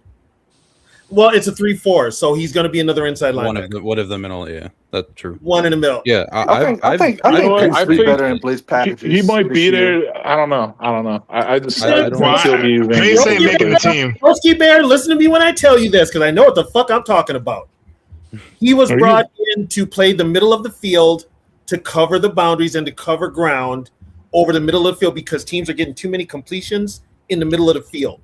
You ain't lying about that. I've been saying that. Let me write this down. He's not he's brought here to help close up that middle. Metellus, here's the D-Money. I'll just remind you, if you really want me to, that I said you don't have to write it down. I've said from the minute he got drafted, he's not a Van Ginkel replacement. He's not Van Ginkel. He's an Eric Wilson. Hey, D-Money. When you think of how fast Golday is, think of Eric Kendricks. I mean, I don't know, man. I watched this guy's film. I'm really not impressed with Golday. Like, I don't think he has any type of middle linebacker instincts whatsoever. He reminds me of a white Tremaine Edmonds in that regard. And everybody's saying that he played in that shitty ass conference. Like, he didn't play any good comp. Like, I think he's the exact same like stature, height, weight is Van Ginkel. I think they're going to try to make him Van Ginkel, man. Outside. Van Ginkel, it's his last year on the team. You know what I mean? They lost Grenard. Broski Bear. He can't be Van Ginkel. When I tell you what I'm telling you, I ain't talking out of the out of my ass. Everything. CD, you're very emotional tonight. He's feeling good. Better, so don't. This is TB light right now. TB, maybe it's the haircut. I don't know. You're fired up, man. Here's the deal. Because when I tell motherfuckers this, they don't listen.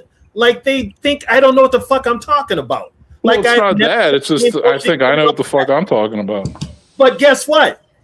I know what the fuck I'm talking about, because this is my team and I cover this team and I know people who are with this team. Here's the deal. They might try him in the middle of first. Like, he's not gonna, if he does play, here's what they'll do.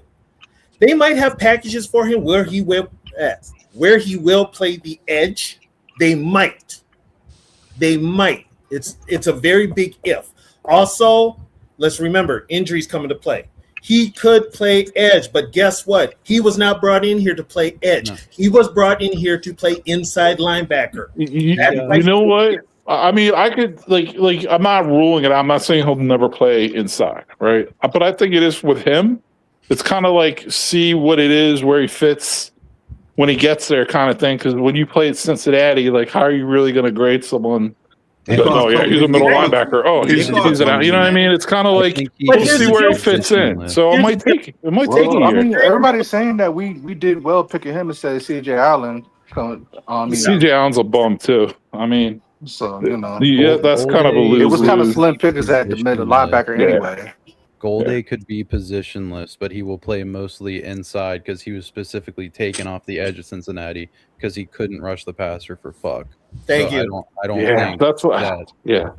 If Golday does any rushing, it'll be in the A gap. Let's just be honest about it. Yeah, and you're both kind of right, because they definitely will have packages where Golday will be at edge rusher. That's just what Brian Flores does. Yeah, we're gonna have. You think he's gonna turn into Anthony Barr, man? Oh, that would suck, bro.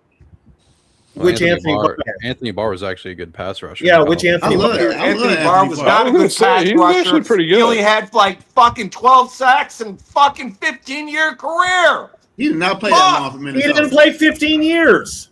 Because we moved him off of edge rusher. Bro, it doesn't matter. And he got he got hurt a lot, but I thought he was good when he played. He was good. I like him too. I don't think his sole purpose was to be a quarterback sacking player. I think he was a disruptor. Yeah, I specifically said he was. And also with Zimmer, you got to remember Zimmer's defense got predictable because he just kept blitzing the A gaps, and everybody knew it. So once they pick up the A gaps, it's a wrap. Unless you ain't got nobody coming off the edges, which we did have. That's what I said. Neal, but the gaps were taken care of, and if those two weren't, you didn't have an inside pass rush, really.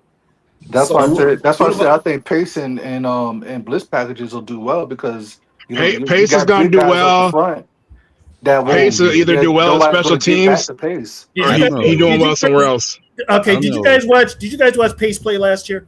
I don't know if he's trash. No, he can't. He can't shed blocks to save his life. Dude, he's another idiot. He's too small to be playing middle linebacker.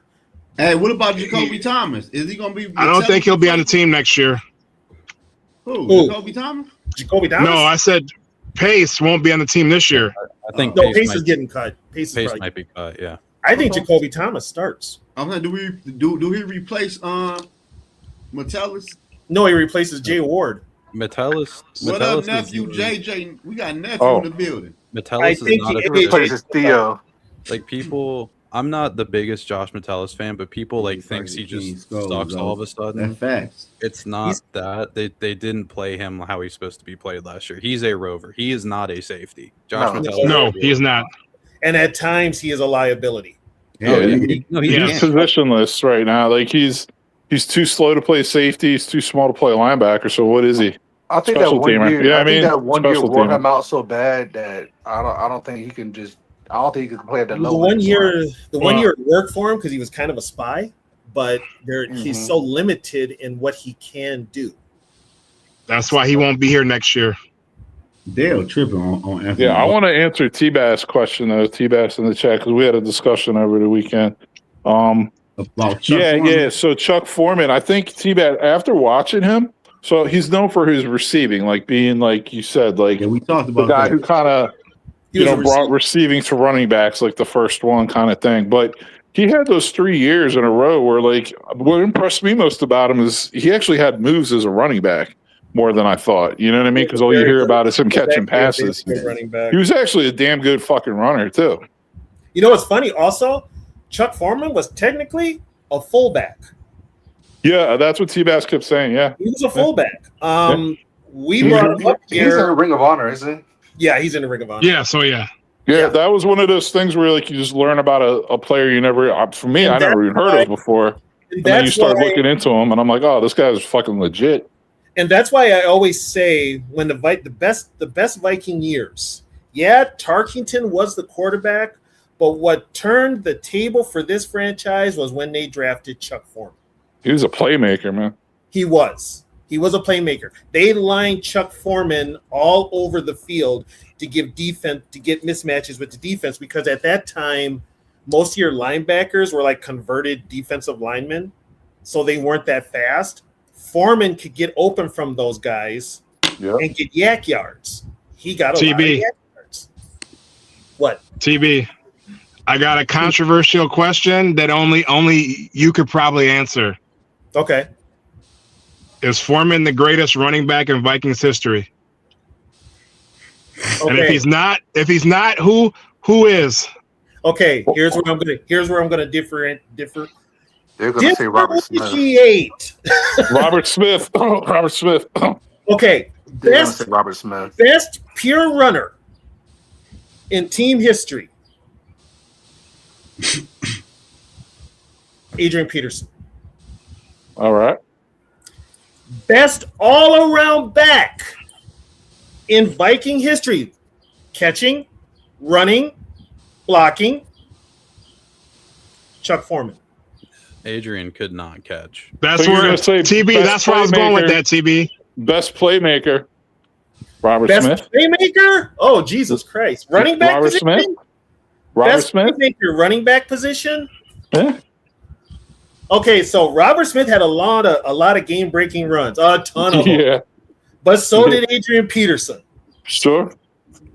So, oh God, why you do this? You know, I know. TV, I'm just Robert's definitely TV. I knew conversation. TV, I knew I was like he's good. I knew an overall pick where you got all around. I knew you're going to go with all around. I just wanted to see where you go after that. Hey, Eddie George couldn't take Robert Smith's starting job at Ohio State. No, he couldn't. Eddie George is one of the best college running backs ever. Here's the funny part: Robert Smith, he sat out a year at Ohio State for studies. He sat out. You know, it was that was probably the last. Robert Smith might have been the last time where we had our most deadliest screen passes. Dalvin Cook. I think y'all sleep on Dalvin Cook a lot. No, but I'm saying like no, I don't sleep on Dalvin. I watched them both. I know whenever they put that screen pass to Robert Smith, his ass was gone. Bring up Norpheus's comment. I want to address that. Let's see what North says. Here's the kicker with Ricky Young. Yes, when the Viking defense with Bernsey, everybody was a running back, but technically, Chuck Foreman was a fullback. Ted Brown was a fullback. Technically, Ricky Young was the halfback. They moved Ricky to halfback. There was no true fullback, but if you went halfback and fullback, they were the fullbacks in that offense, in Bernsey's offense. They were both called running backs, but even back farther, Dave Osborne was a halfback, Bill Brown was a fullback. So the only one that played both positions, fullback and halfback, that I can think of with the Vikings was Oscar Reed. But Foreman was technically a fullback. They moved Ricky Young to halfback because Ricky Young could also catch. Matt Asiata started as fullback and went to running back, but that's yeah, he was. You know, best all around run. I hate to go up against James. Thanks a lot for getting this James Evans. God damn. Yeah. Famous was the all around back. I said Chuck Foreman. Oh yeah, but I knew you were going that way. I said all around back, Chuck Foreman. Best pure runner was Adrian Peterson. Yeah, and Adrian's just one of the best pure runners in NFL history. But you know, when I say that though, I'm sure as hell not taking nothing away from Robert Smith. Because I'll tell you what, Robert Smith had that stride. That he did. Whoa! That's what I meant by like when they did the screen passes with him, when he caught him. Yeah. If he wasn't gone, he was damn close. Yeah. And TB, this is something else we were talking about too with AP and Robert Smith. And believe me, I'm not sitting here just trying to say Robert Smith was better, but I'm just saying on the field when you watch them, and this is not a knock to Adrian Peterson. Like I thought Robert Smith was faster. He was. Thank you. I would, but Broski. Here's the thing with Robert Smith though. Robert Smith was also a track guy. Yeah. Exactly. So Robert Smith had that stride that made him. I mean, best pure bull runner. Somebody that would run your ass over. It's like somebody that ran with anger. Adrian Peterson. That's what I was going to get with. And he was probably the best. I think Robert probably one of the best angry runners. I think Robert talking about playing speed, like what you see on the Robert field. got the top speed faster than 80 does. Yes, exactly. I think that's what the difference is. Robert hit a hole. It don't take him long. About 2 steps, he's already top speed already. That's top speed. I mean, he hit a hole, and it looks like he's going to get caught, but then all of a sudden, these guys are missing him, or they're losing ground real quick. Yeah, he's not dancing from behind. It just depends on what he drank before the game. No, he's not. Robert Smith was not a dancer. He saw that hole, his ass was gone. He was one of the most underrated running backs, like mid to late 90s. You know what I mean? The funny thing was when he decided to retire. He was going into free agency.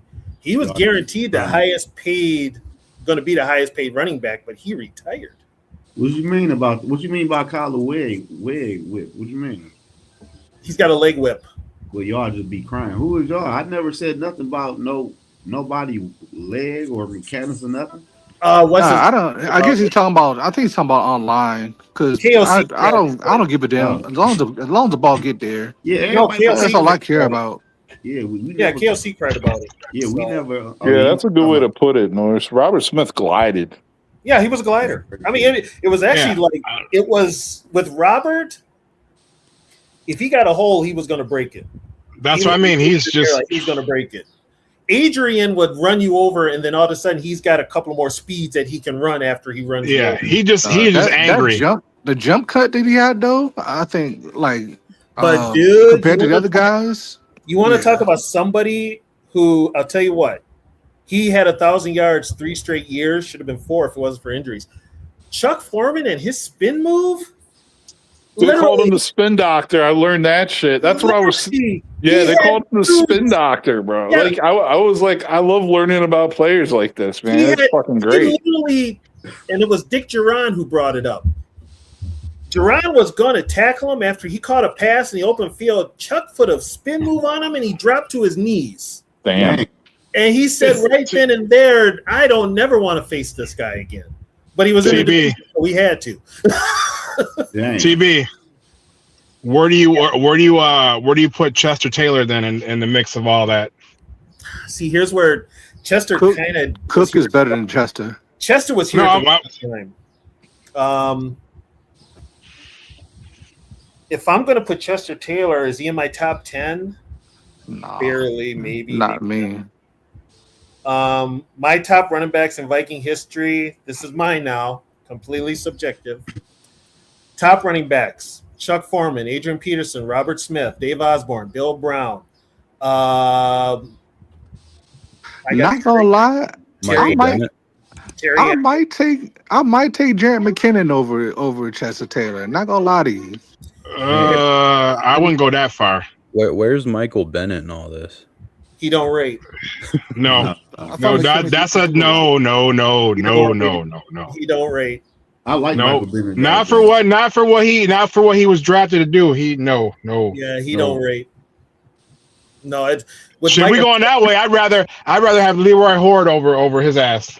And plus, Michael Bennett was hurt most of his career. Yeah. Matter of fact, he was. You know who was better than him at the time? Ontario Smith. Yep, the Wizinator. Who probably would still be in the league if he could pass a P test, but yeah, he was a bad one. And one that doesn't get enough credit is Meweldy Moore. Yep. Oh wow, I forgot about that name. Yeah. We've had good running backs. I mean, Ted Brown was a good running back. We ain't got no good quarterbacks. Huh? It's the damn quarterback spot. We have whiffed on a quarterback spot since welcome to the club. Since God. Man. See shit like this though. You make me want to cry being a Viking fan because I got to remember. That's because we kept doing the whole let's just bring in a guy that's past his prime and that'll solve everything. Well, instead of drafting. Denny kept getting quarterbacks, recycling quarterbacks. Then he drafted Dante and it worked out. But then guess what? He didn't see Dante to fruition because he resigned in 2001. So, and then Dante got injured. And then Dante got hurt. But Dante was the last franchise quarterback they actually drafted. Yep. And then they fucked with Dante by trading Randy Moss, unfortunately. Hey, TB, let me ask you this. Huh? How many quarterbacks, it might be only one, how many quarterbacks the Vikings drafted that made the Hall of Fame? Do we just got any? Just Tarkenton. That's it. Tarkenton, the only one. Dang. And he was we're not counting guys that came from other places. We're talking about who they drafted. Tarkenton. Yeah. And guess what, folks? Tarkenton was a third rounder. He wasn't even the first two draft. The first rounder was Tommy Mason, running back. Lasted maybe 6 years with the team. Great. I think Rip Hawkins. TB. Man. What's up? Would you have said that Dante would have been a Hall of Famer had he still had Randy Moss and still been here? If he ain't fuck his knee up. Yeah. Hey, who the fuck? I mean, he was on his way. Where the fuck y'all at? Y'all in the oven? Well, it ain't on my Our door's open. Okay. That's an interesting if That's you fine, were- man. Moore, I'm in there's the no car. way we're getting Dante Moore next year. if you were Dante to would have rank- been in the Hall of Fame, or at least in Hall of Fame consideration. I love And he had a steady offensive coordinator and a coach. And if he had Randy Moss, and Burleson, he would have been fine. He would have been Hall of Fame material. But a really, really sad exercise you could do is like ranking the top 5 or 10 quarterbacks that the Vikings have drafted, because like it's Fran, Dante, and then It goes downhill. And then the others. okay, Teddy Fran, Bridgewater might be up there. Dante, and I'm not. Here's the thing, Teddy. I can't even give Teddy a grade because it was inconclusive because of his line. But that's just how bad the history is. So Like, Teddy has to be up there. So we'll go Teddy. We'll go Fran, Dante. Don't even put him in there, TB. Tommy Kramer. Don't say his name. Who? He said drafted. No, I'm just saying, don't say his name. Who? The Florida State kid. Don't say his name. Don't say his name. Why the hell would I bring up that sorry excuse for a quarterback? I'm just saying. I was like, don't say his name. No, I'm not. Here's the thing. I'm saying top 5.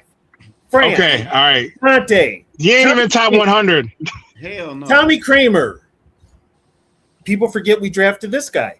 Wade Wilson. Yep. Then we draft I'm trying to think of his name right now. He won a Super Bowl with Tampa. What's the deal? We did draft him. We drafted him in 92. Yeah. Brad Johnson? Yeah, we drafted Brad Johnson. Oh Yep. shit! Also I thought they had him first. also- I didn't know we had him. No, we Was he drafted from Florida State too? Yep, we drafted Brad, and Brad wasn't even a starter at Florida State. That's the funny part. We drafted Brad Johnson. But the other, any other quarterback we've had success with, the Caps, the Quazos, the Warren Moon, Jeff George. Yeah, we do good with Gus veterans. Farrat. We've drafted Jim McMahon's, Warren Moon's, yada yada. Case Keenum. Kirk Cousins. I don't even mention his name. No. Jim McMahon. You gonna start a fight on this motherfucker? Bitch. Yeah, I don't. There's certain quarterbacks, that I don't mention. There's certain coaches that I don't mention. I don't mention that loser from Florida State that you guys didn't want me to mention. I also don't mention the one we had here for way too long and gave him way too much money. Yeah, no, let's not go there either. For us to only get one playoff win. But that's how long this team has been looking for a damn quarterback. You know. I would just. You know what's crazy? What I don't get with the Vikings though, man. And I never heard rumors of the shit. Why they don't try to trade multiple first round draft picks and move up in the draft for a quarterback, man? Because they've tried. Here's the thing: the last time we actually gave up a bunch of multiple draft picks was for Herschel Walker, and ever since then we've been scared to give up any draft picks. You ain't never lied. Like, damn. We had to be the ones to do the dumbest trade in NFL history. Zoe, let me put it in perspective. When they got a fucking 30 for 30 on you doing a dumbass trade, then you know it's bad. I'm just saying, though. A 30 for 30. 30 for 30 on ESPN. I don't know. We still get clowned for that shit. I listened to all the quarterbacks you guys drafted that you named, and it's way better than the Bears' history of drafting quarterbacks. I'll tell you that. We know that. But still, though, yeah, but you still have a Super Bowl with one of them. Super Bowl, though. Yeah, you got a Super Bowl. Shit. How many Super Bowls had the Bears been to? 2. Oh, the one with Jay Cutler and the one they won, right? No, Rex Grossman. Yeah, Rex Grossman. That's right. Jay Cutler quit on him in the championship game against the Packers. I remember that. Shit. He was hurt though. Oh yeah. No, he wasn't hurt. Goddamn. Broski. Name that came in was it Caleb? He wanted to smoke a cigarette. Broski, would you say he was probably like the least liked quarterback in Bears history? Who's that? Cutler? Yeah. Oh no, dude. There's people who love him, man. Like, I'll say this: a lot of people really don't like him, but there's enough people who actually really did like him. That like the Bears have had so many other quarterbacks that everyone despises. You know what I mean? Like that's the level the Bears are on with that shit. If you, I You know know what I mean? Like I know if you talk to an old school Bears fan and you bring up the name Bobby Douglas, that will start a fight anywhere you are. He said Bobby Douglas. They hated Bobby Douglas. I'll tell you what. Jay Cutler gets way more respect than Rex Grossman. And Rex Grossman played in the Super Bowl. That's Man, crazy. don't disrespect the great Rex Grossman, Florida great. Hey, I'll tell you what, and this is one thing I say to Packers fans, like he's got as many NFC championship wins as Aaron Rodgers. Yeah, I ain't gonna lie to y'all. That's true.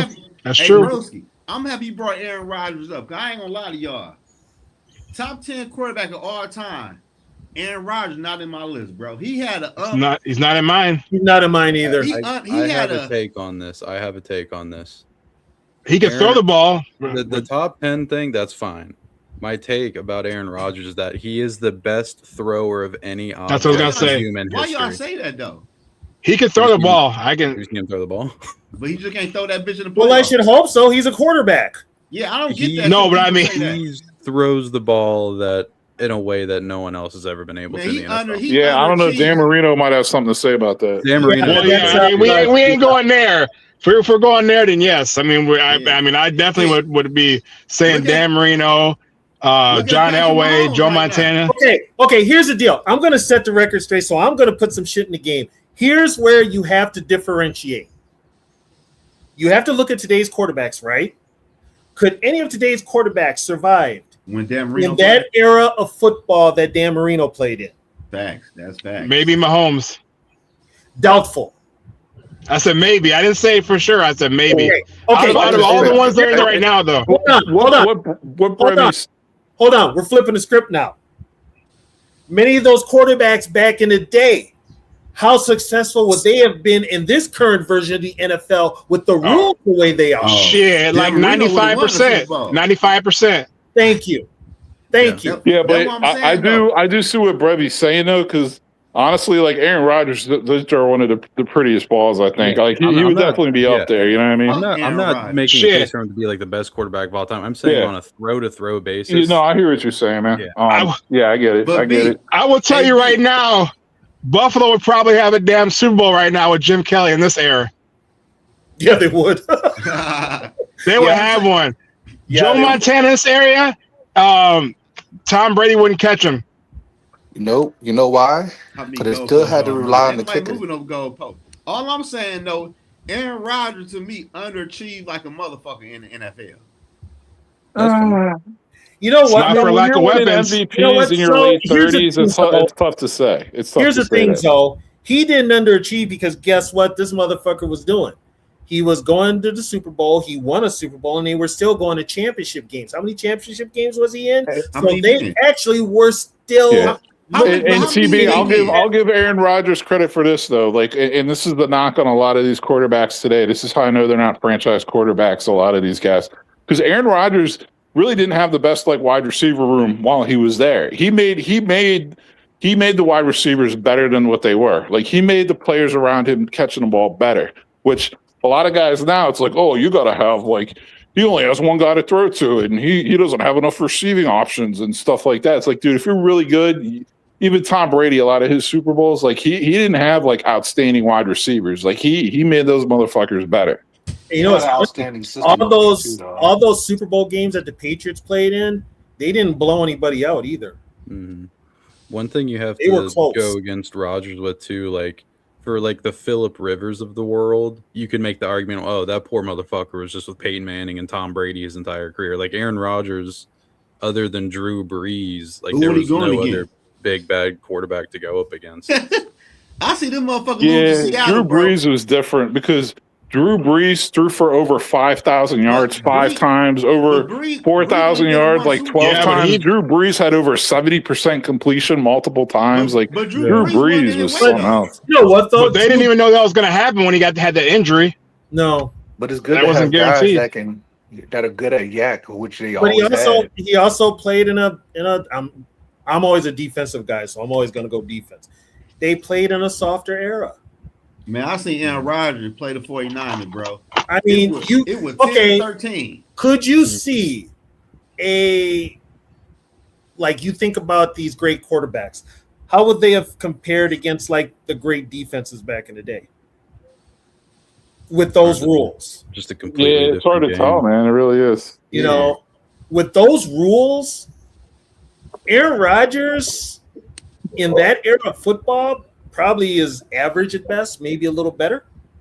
Yeah, like I want to say the 85 Bears defense literally knocked like 8 or 9 starting quarterbacks out of the game that year. They did. Would you guys rather have Aaron Rodgers or Eli Manning?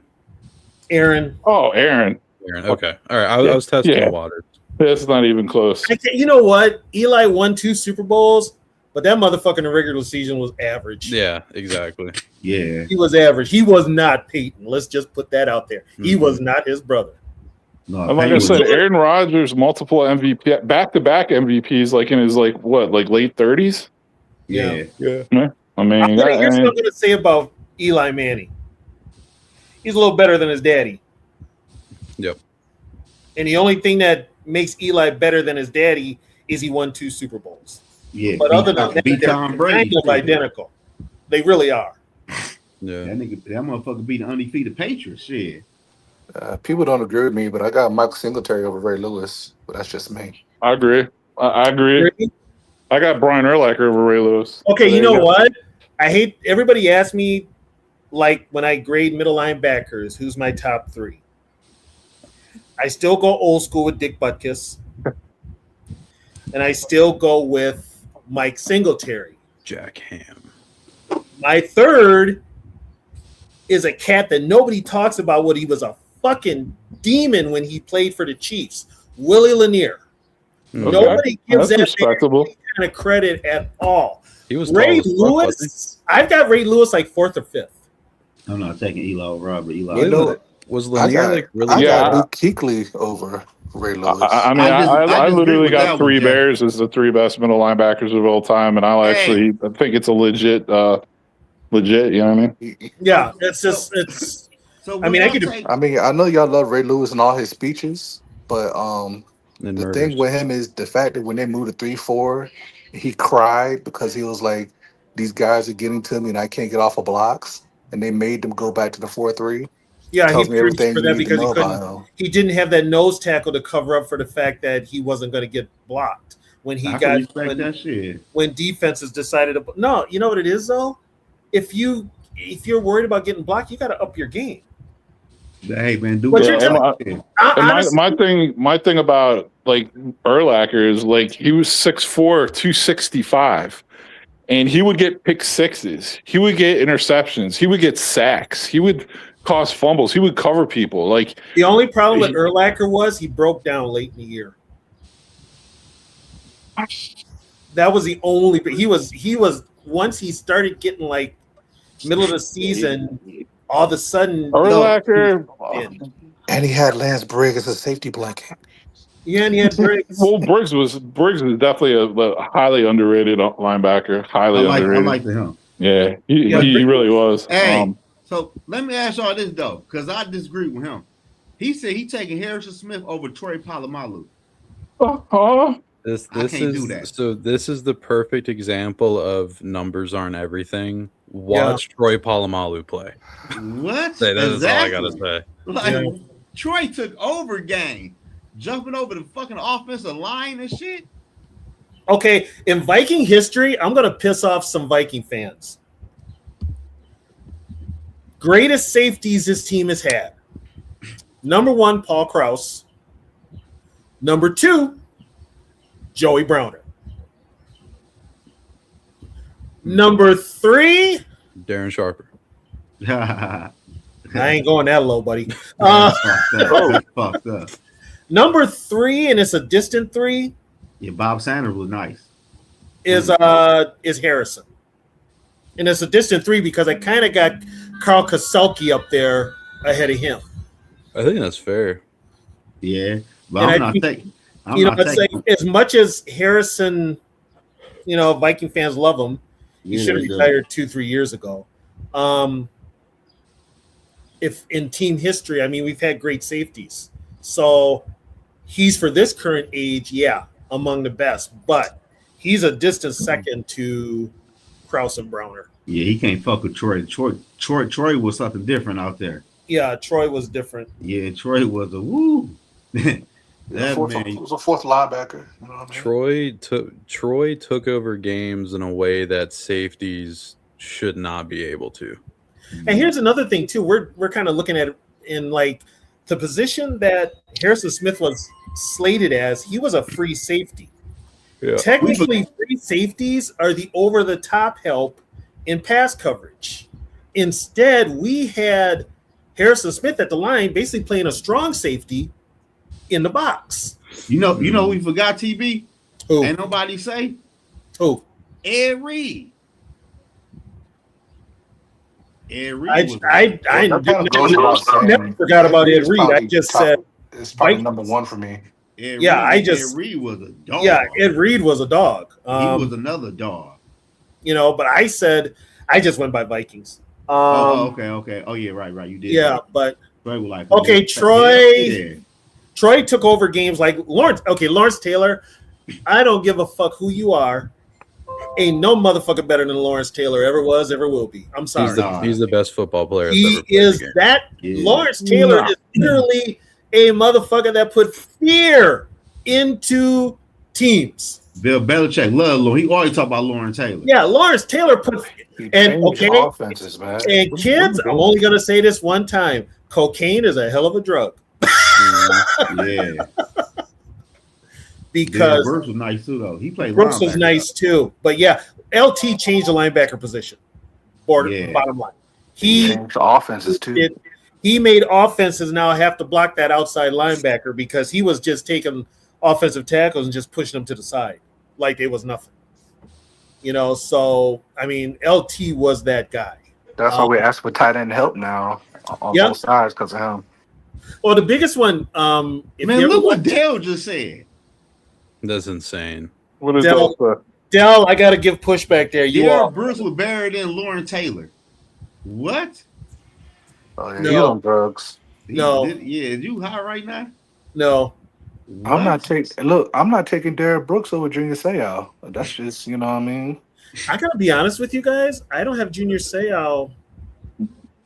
Really, he's there, but he's not as high as most people would have. I agree. I agree with that.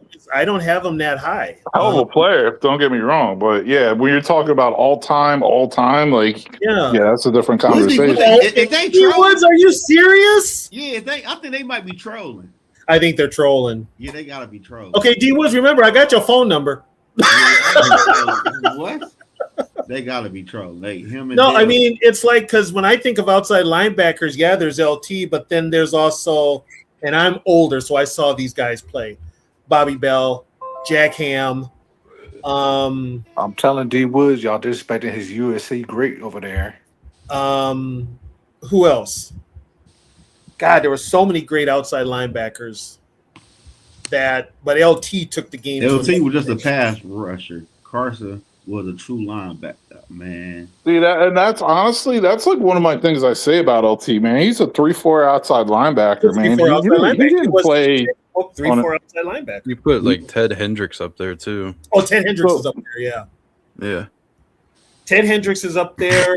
I did like Wilbur Marshall. I ain't gonna lie. Yeah, he was real good. And you know how you knew he was real good because once he left the Bears and went to the Skins, he was like he kind of like. Made a name for himself a little more because Singletary wasn't there with him anymore. Super Bowl. Kevin Green was really strictly a pass rusher. He was strictly a pass rusher. That's what he was brought in for, was rush the passer. He was damn good at it, but he was a pass rusher. I mean, even the Vikings had a good one up here. Matt Blair. He doesn't get enough recognition. He was. Hey, TB, are you old enough to have seen Deacon Jones? Deacon was at the end of his career when I started watching football. But I heard enough about him and I saw enough highlights about him. He was a motherfucker. God damn. He was him. There was him. There was Carl Eller, Willie Davis in Green Bay. There was that era of defensive linemen that was NFL football. Explain yourself. That was NFL football. Okay, D Woods, I'm going to give you I always do. See, the thing with me is LT was strictly a pass rusher, bro. He never played coverage. He played the edges. So for me, technically in that 3-4 defense, he's like a defensive end. So he's not technically a linebacker. He never goes in coverage. The person that was a true linebacker was Harry Carson for the Giants. Look at the tape, bro. I'm not saying LT wasn't great, but he was ass. As a linebacker, yes. As an edge rusher, no. But we just said different positions. But D Woods though, he did play coverage. But he wasn't great in coverage though. He wasn't great. He wasn't. Y'all talk about LT being dominant came from him at the edge rusher position, not the linebacker position. No, but we said he was the best defensive player though. That's where that's what I'm saying. That's what I'm saying. He's not filling the holes like stopping and running shit either, man. He's not doing that shit. But also D Woods, you got to remember something too. There were offenses that wouldn't run the ball to his side. But they would not run the ball at him. PB, a true linebacker in my book is a linebacker that can play the edge, that can drop in coverage, that can control the defense. But he did do that though. I'm not hearing that lightning strike D Woods from the football guys. He was an edge rusher, bro. But my thing is, I think we just said he was the best player. I don't think we ever said linebacker though, for real. Yeah, y'all said linebacker first. He was the best outside linebacker in NFL. They changed the game because of him. But Tony, outside linebacker, majority of the time they are edge rushers. Okay, D Woods. This is where we're gonna stop right here. They knocked the mic. Okay, D Woods, listen to me. Listen to me. You're thinking of today's NFL. No, I'm looking at what LT did for his career. He rushed the passer more. He's not a prototypical inside linebacker, bro. But here's the thing, D Woods. Defense was completely different 40 years ago when he was an edge rusher, though. I want y'all to look at the tape and look at what he does. Yeah, Bob, he did. He was an edge rusher by today's standards. By today's standards. He was an edge rusher back then, too. He never really dropped back in coverage like that. I'm confused what the argument is because we all agree that he was an edge rusher. I don't understand what the argument is. He was an outside. Here's the thing. Because I don't put edge rushers in the linebacker category. Edge rushers go into the defensive end category. That's where today's terminology. That's where with today's players. But look though, Tony, they played a 3-4 in New York. That's what they played. So he was the one. And like honestly, watching him play, all I remember is him ever lining up on the end of the line like he was a fucking DN. Because he was an outside linebacker. I know. That's what I'm saying. Like I actually agree with D Woods 100% here. Linebacker, bro. Okay. Difference. Okay. Here's the thing. This is where the times are different. Okay. It's not the times because Belichick ran a 3-4 back then, and it was the same principles that they use now. He was the edge rusher on the outside. He did not do coverage like that. He did do coverage. Carson was the middle linebacker, bro. It was not fucking LT. Okay, you do know Carson came off the field on passing downs, right? Not all the time. And he came off the field a lot of times because he was injury prone. LT, Tony, I don't like to do this to you, Tony, but I think you need to go back and look at your film, bro. No, we just said he's the best defensive player of all time. Okay, you know what? I go back. Here's what we're gonna do, D Woods. When you come up here for Skull Fest, we're gonna sit down and chop it up. We're gonna sit down and chop it up because I'm gonna explain it to you. I'm gonna explain it to you. I'm sorry. The 3-4 linebacker is the end of a lot. It's an end. It's not a linebacker. It's an end. They rush the passer more. Well, we just said, but we really say he's the best defensive. Here's the thing, though. In a 3-4, in today's the best defensive player, I can get that. I'm just not going to call him a linebacker because he's not a linebacker. He is a linebacker. He's an edge rusher. Okay. He's a 3-4 outside. He's a 3-4 outside linebacker. And what do? They rush the passer. They don't drop back in coverage. But he also dropped back in coverage. He did do what that. Scheme did Belichick run in New York? What scheme did Belichick and Parcells run in New York? Was it a 3-4 or was it a 4-3? Because when it's a 3-4, it's different. Before it was Belichick, it was Parcells. When it's a 4-3, then you have 3 linebackers in the middle that actually do coverage too. But they didn't always. What I'm trying to tell you is, all right, Tony, you you didn't always know better than me. have You see more him. football than me. I'm just saying, I know this. I don't think so. You're going by film, okay? You're going by what you saw on film. I'm going by linebackers though. Patrick Willis, linebacker. Ray Lewis, linebacker. Brian Urlacher, linebacker. But like Bob said, in the middle, he went into the Hall of Fame as a linebacker. Yes. That's some bullshit. Oh, for God's sake. Oh, my God. That's bullshit. Okay. Zoe, can you cut his mic? Okay, even if we come to the conclusion that, like, okay, he's not a linebacker, he's an edge rusher. Okay, what about it?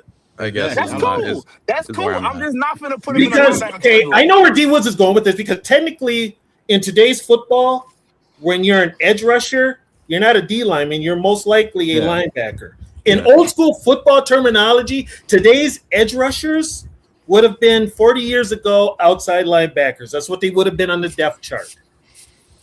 Now they consider them edge rushers because they're coming off the edge. So anybody can be an edge. You know what? And that's kind of like a new saying for what they used to call tweeners.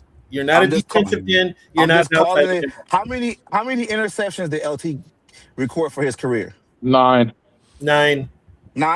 Yeah. 9. How many sacks? He was primarily a pass rusher. 142. You just proved my point right there. And that's okay.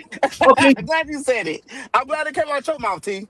Okay, you know what? But you know what, D? But you know what, D? Here's what you're not missing. Here's what you're missing. His primary thing on that defense was to rush the passer. That's what I said. You can flip. But he was an outside linebacker. You can flip and say the middle linebacker was doing mostly their thing in the middle of the field and not edge rushing it. So, like, you can say the same thing for Lawrence Taylor about the other position. All right. And also, if you're going to give Harry Carson credit, which I agree with, you got to give his nose tackle Jim Burt a lot of credit too, because Jim Burt freed up a lot of them blockers. He took on the double teams to let Harry Carson make those hits, and Carson had somebody next to him. And like this is where I give a guy like Richard Dent, who's so underrated, because you're talking about LT, and it's like, well, Richard Dent had 137.5 sacks, right? So almost the same number as LT, and he had 8 interceptions. And Richard Dent was actually like a 4-3 DN. He was a bigger, more physical player. You know what I mean? Yeah.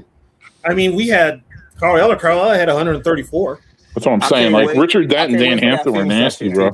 But they were true defensive ends. Yes, they were 4-3 defensive ends. They were Absolutely. defensive ends. Like LT only weighed like what 240 at the most, something like that, right? Like he was not like he was huge. For back then, he was too light to play a down lineman. Yeah, he was literally too light. He played down. He was perfect for a 3-4 outside linebacker. I mean, that's what he was. Exactly You know what I mean? Yeah. He played, but I mean, because he lined up as a pass rusher most of the time. Like in North Carolina, here's the deal: at North Carolina, LT was, they played 5-2 back then. He was a hands in the dirt defensive end. When he got to the NFL, is where they moved him because he was too light to play a true defensive end. So they made him, like they did with most defensive ends who were too light. They moved him to linebacker and made him an outside linebacker. But his strength coming off the edges, his speed coming off the edge is what set him apart. Yeah, that like changed the game with that. Yeah, he was drafted when he came into the league. He was drafted as a linebacker. So I mean, that's what he was.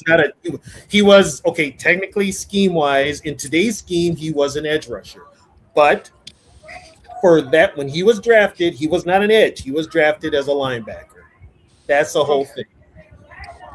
Okay, we got that situated. That's a good discussion on here, though, man. I'm just saying. That's how I look at it.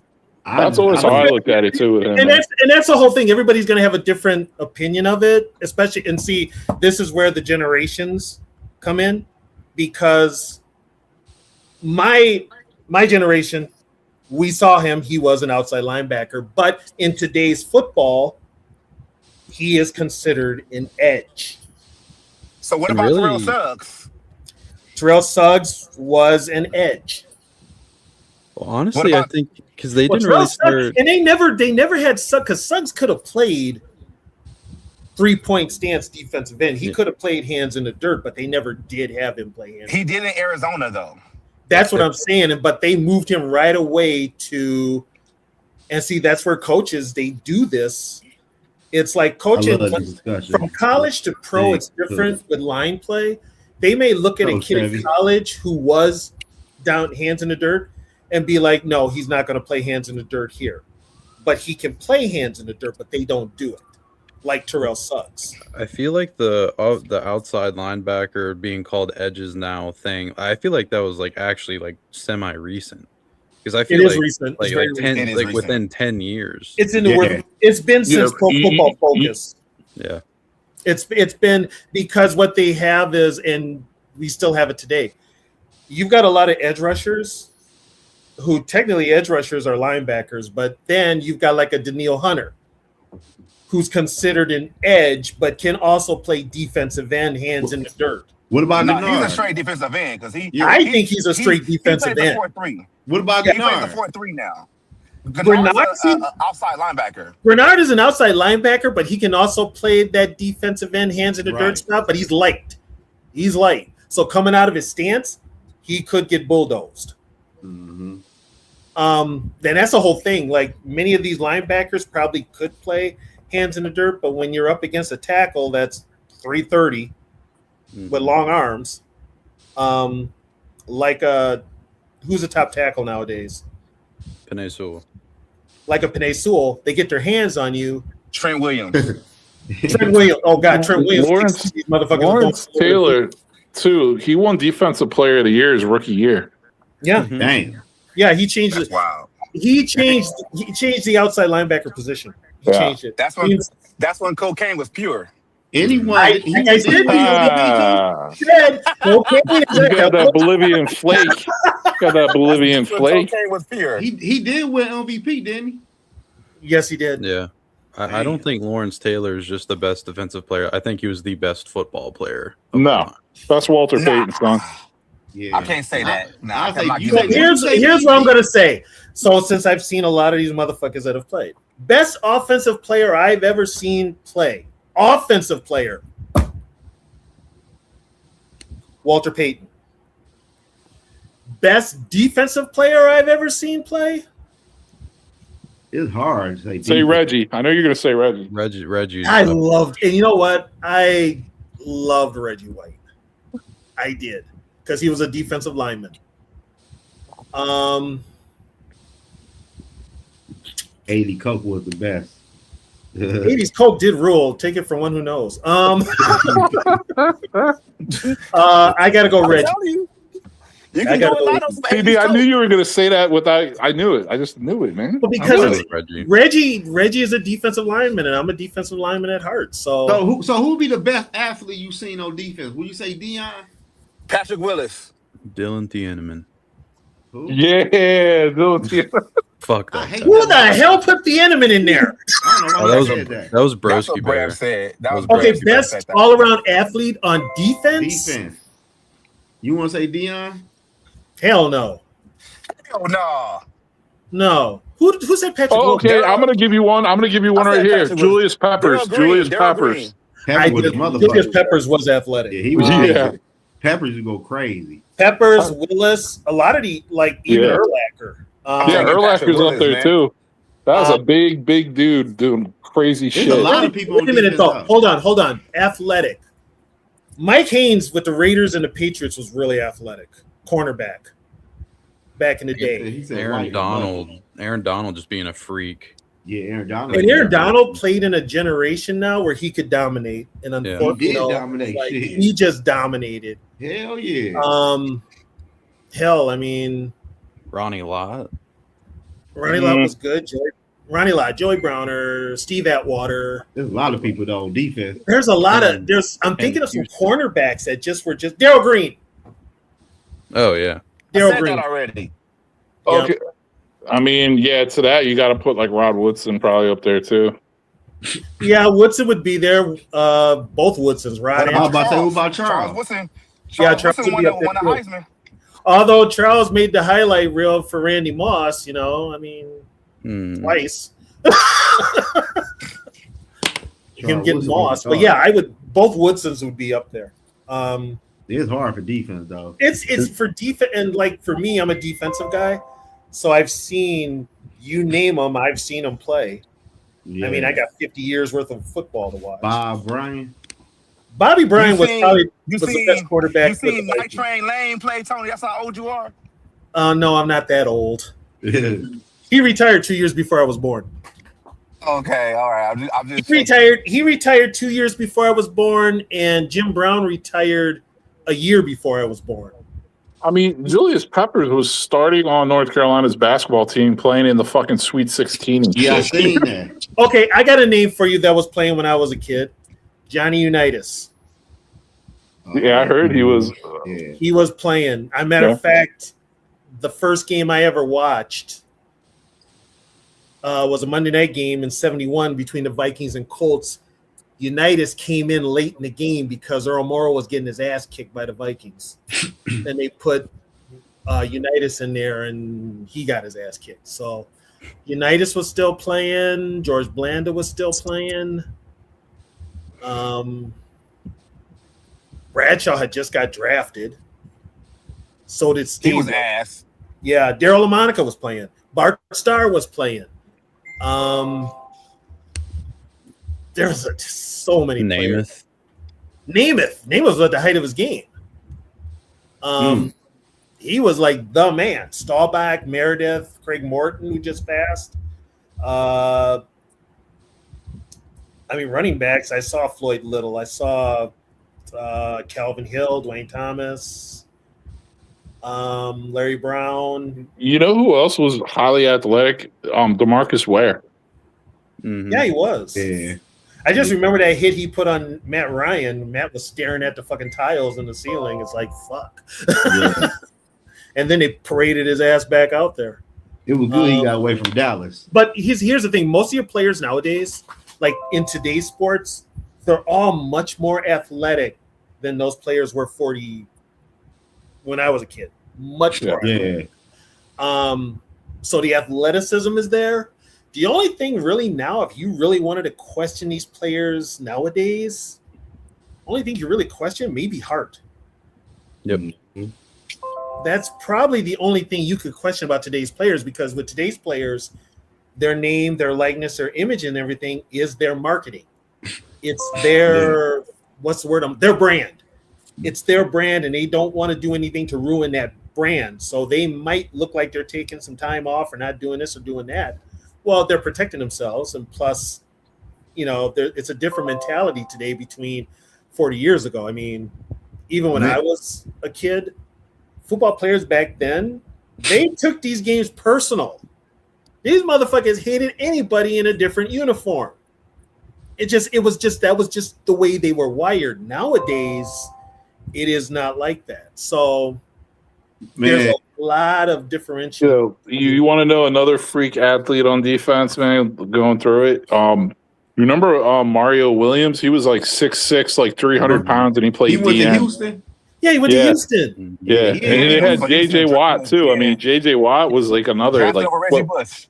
Yep. I was about to bring. Hey, Reggie Bush was a motherfucking college dog. Reggie Bush, his highlight, man, he was nasty.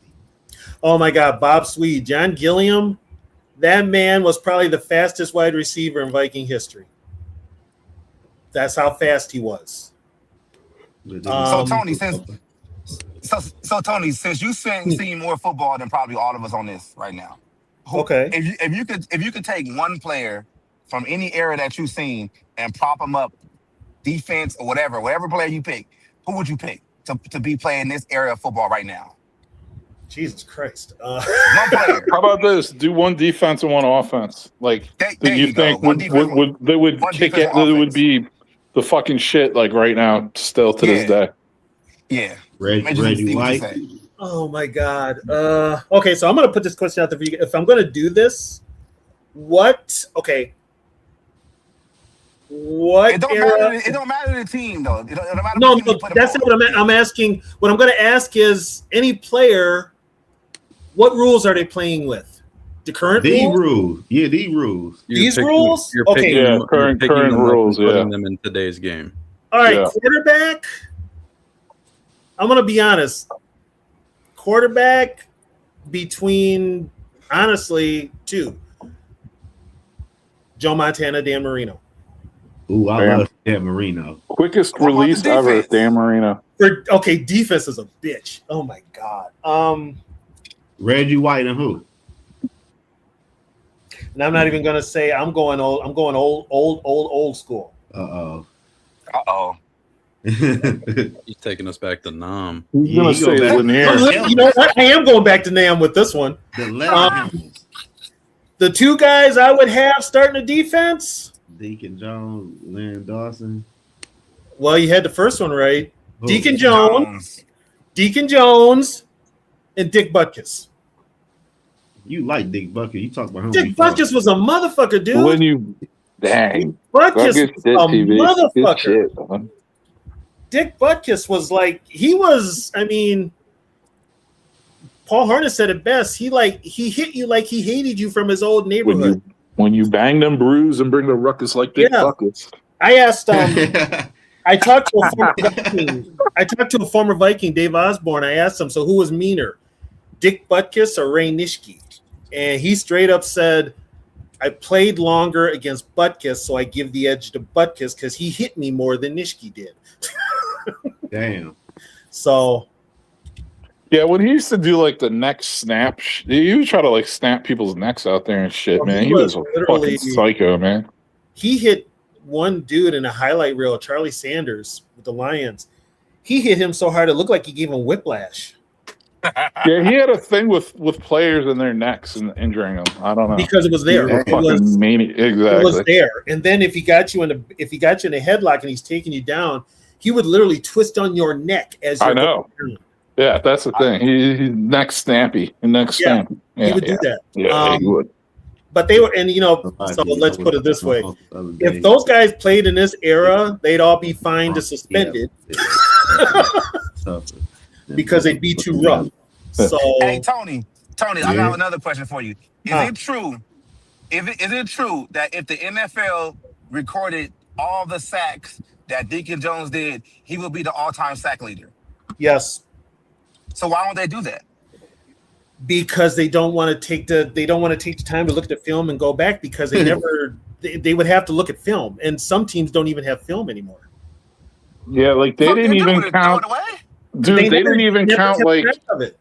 Wise, yeah, but not individual wise. Here's the thing.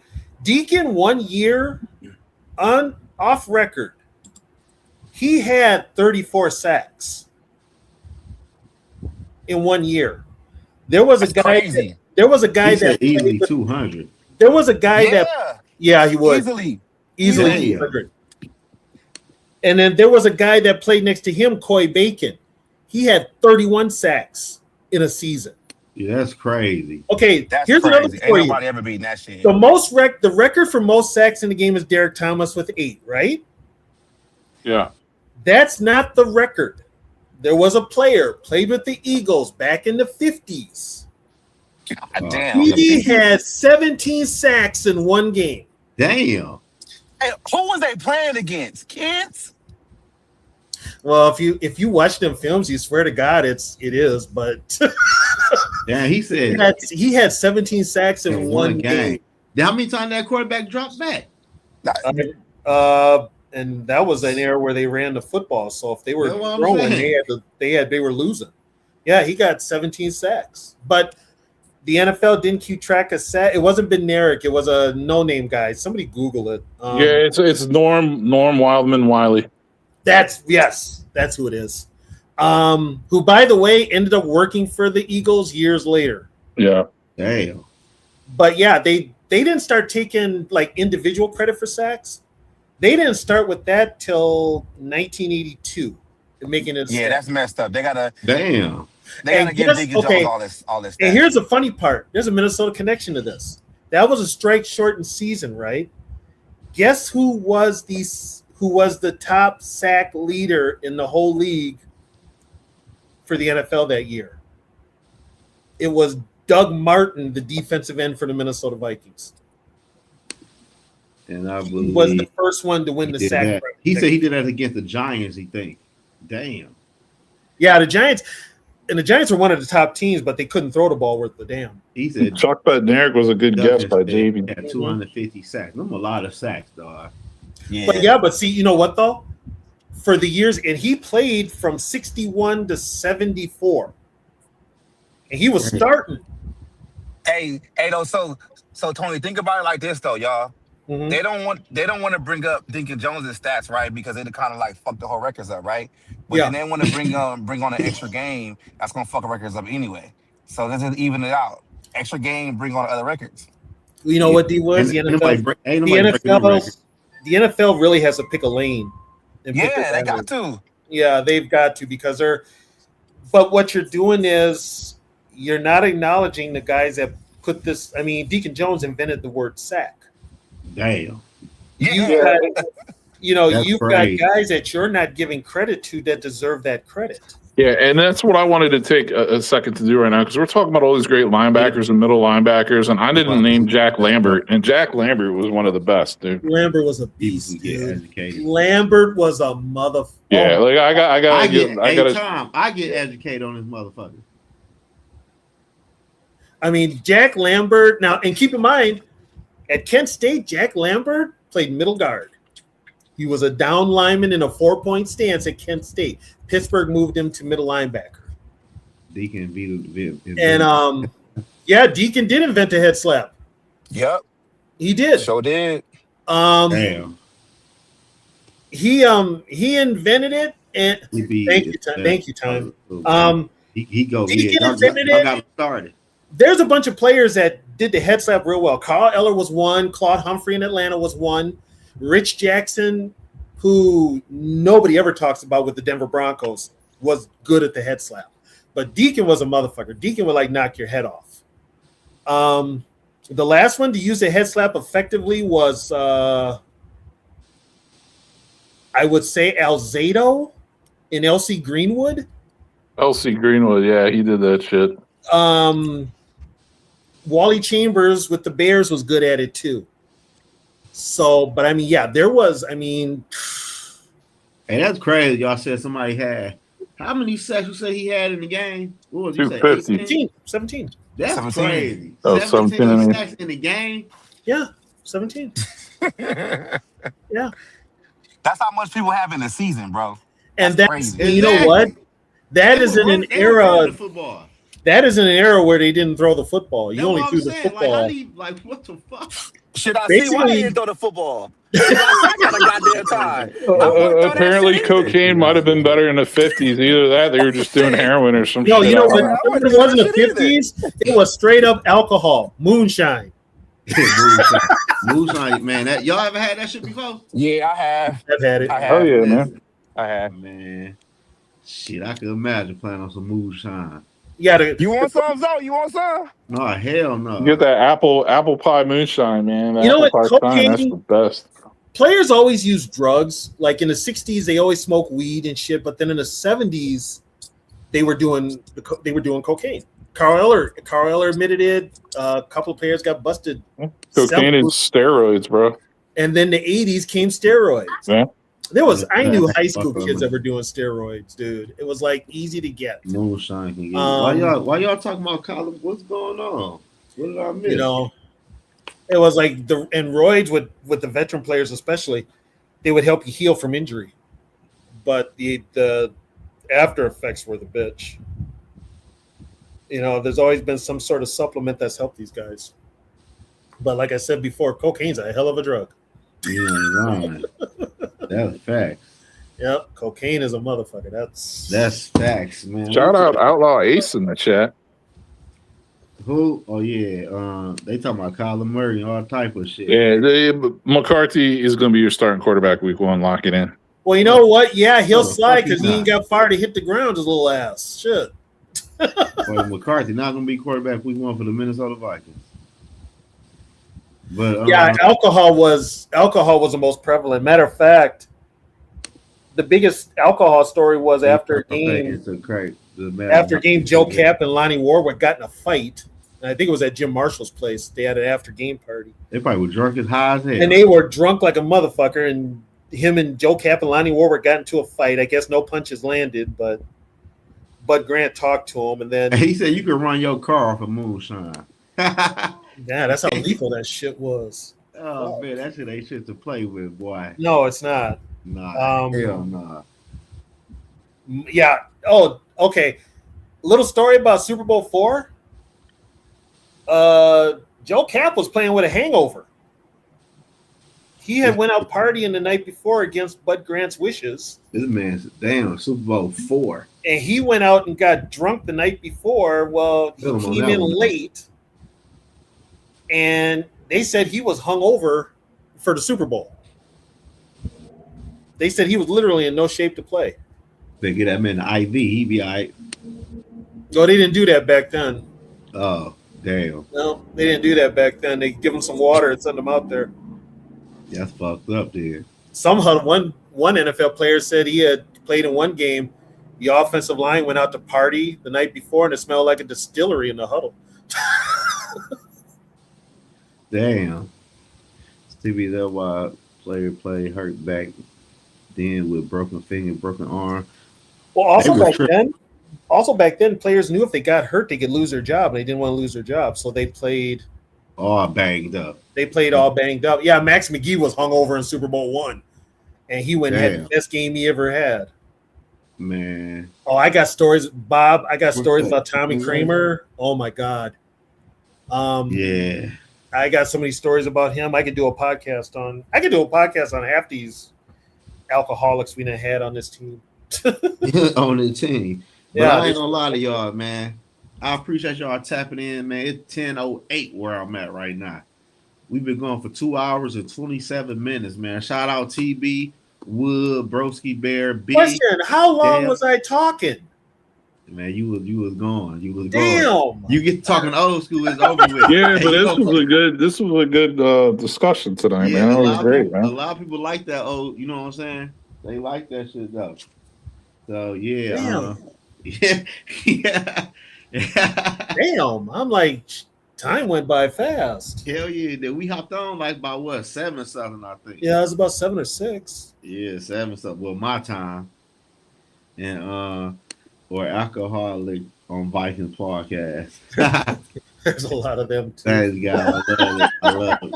The live. I appreciate it, man. Shout out to everybody tapping in, man. We probably gonna put something else together, you know, one of these days. It's only Wednesday shit. Only a great show TV as The Rock will say.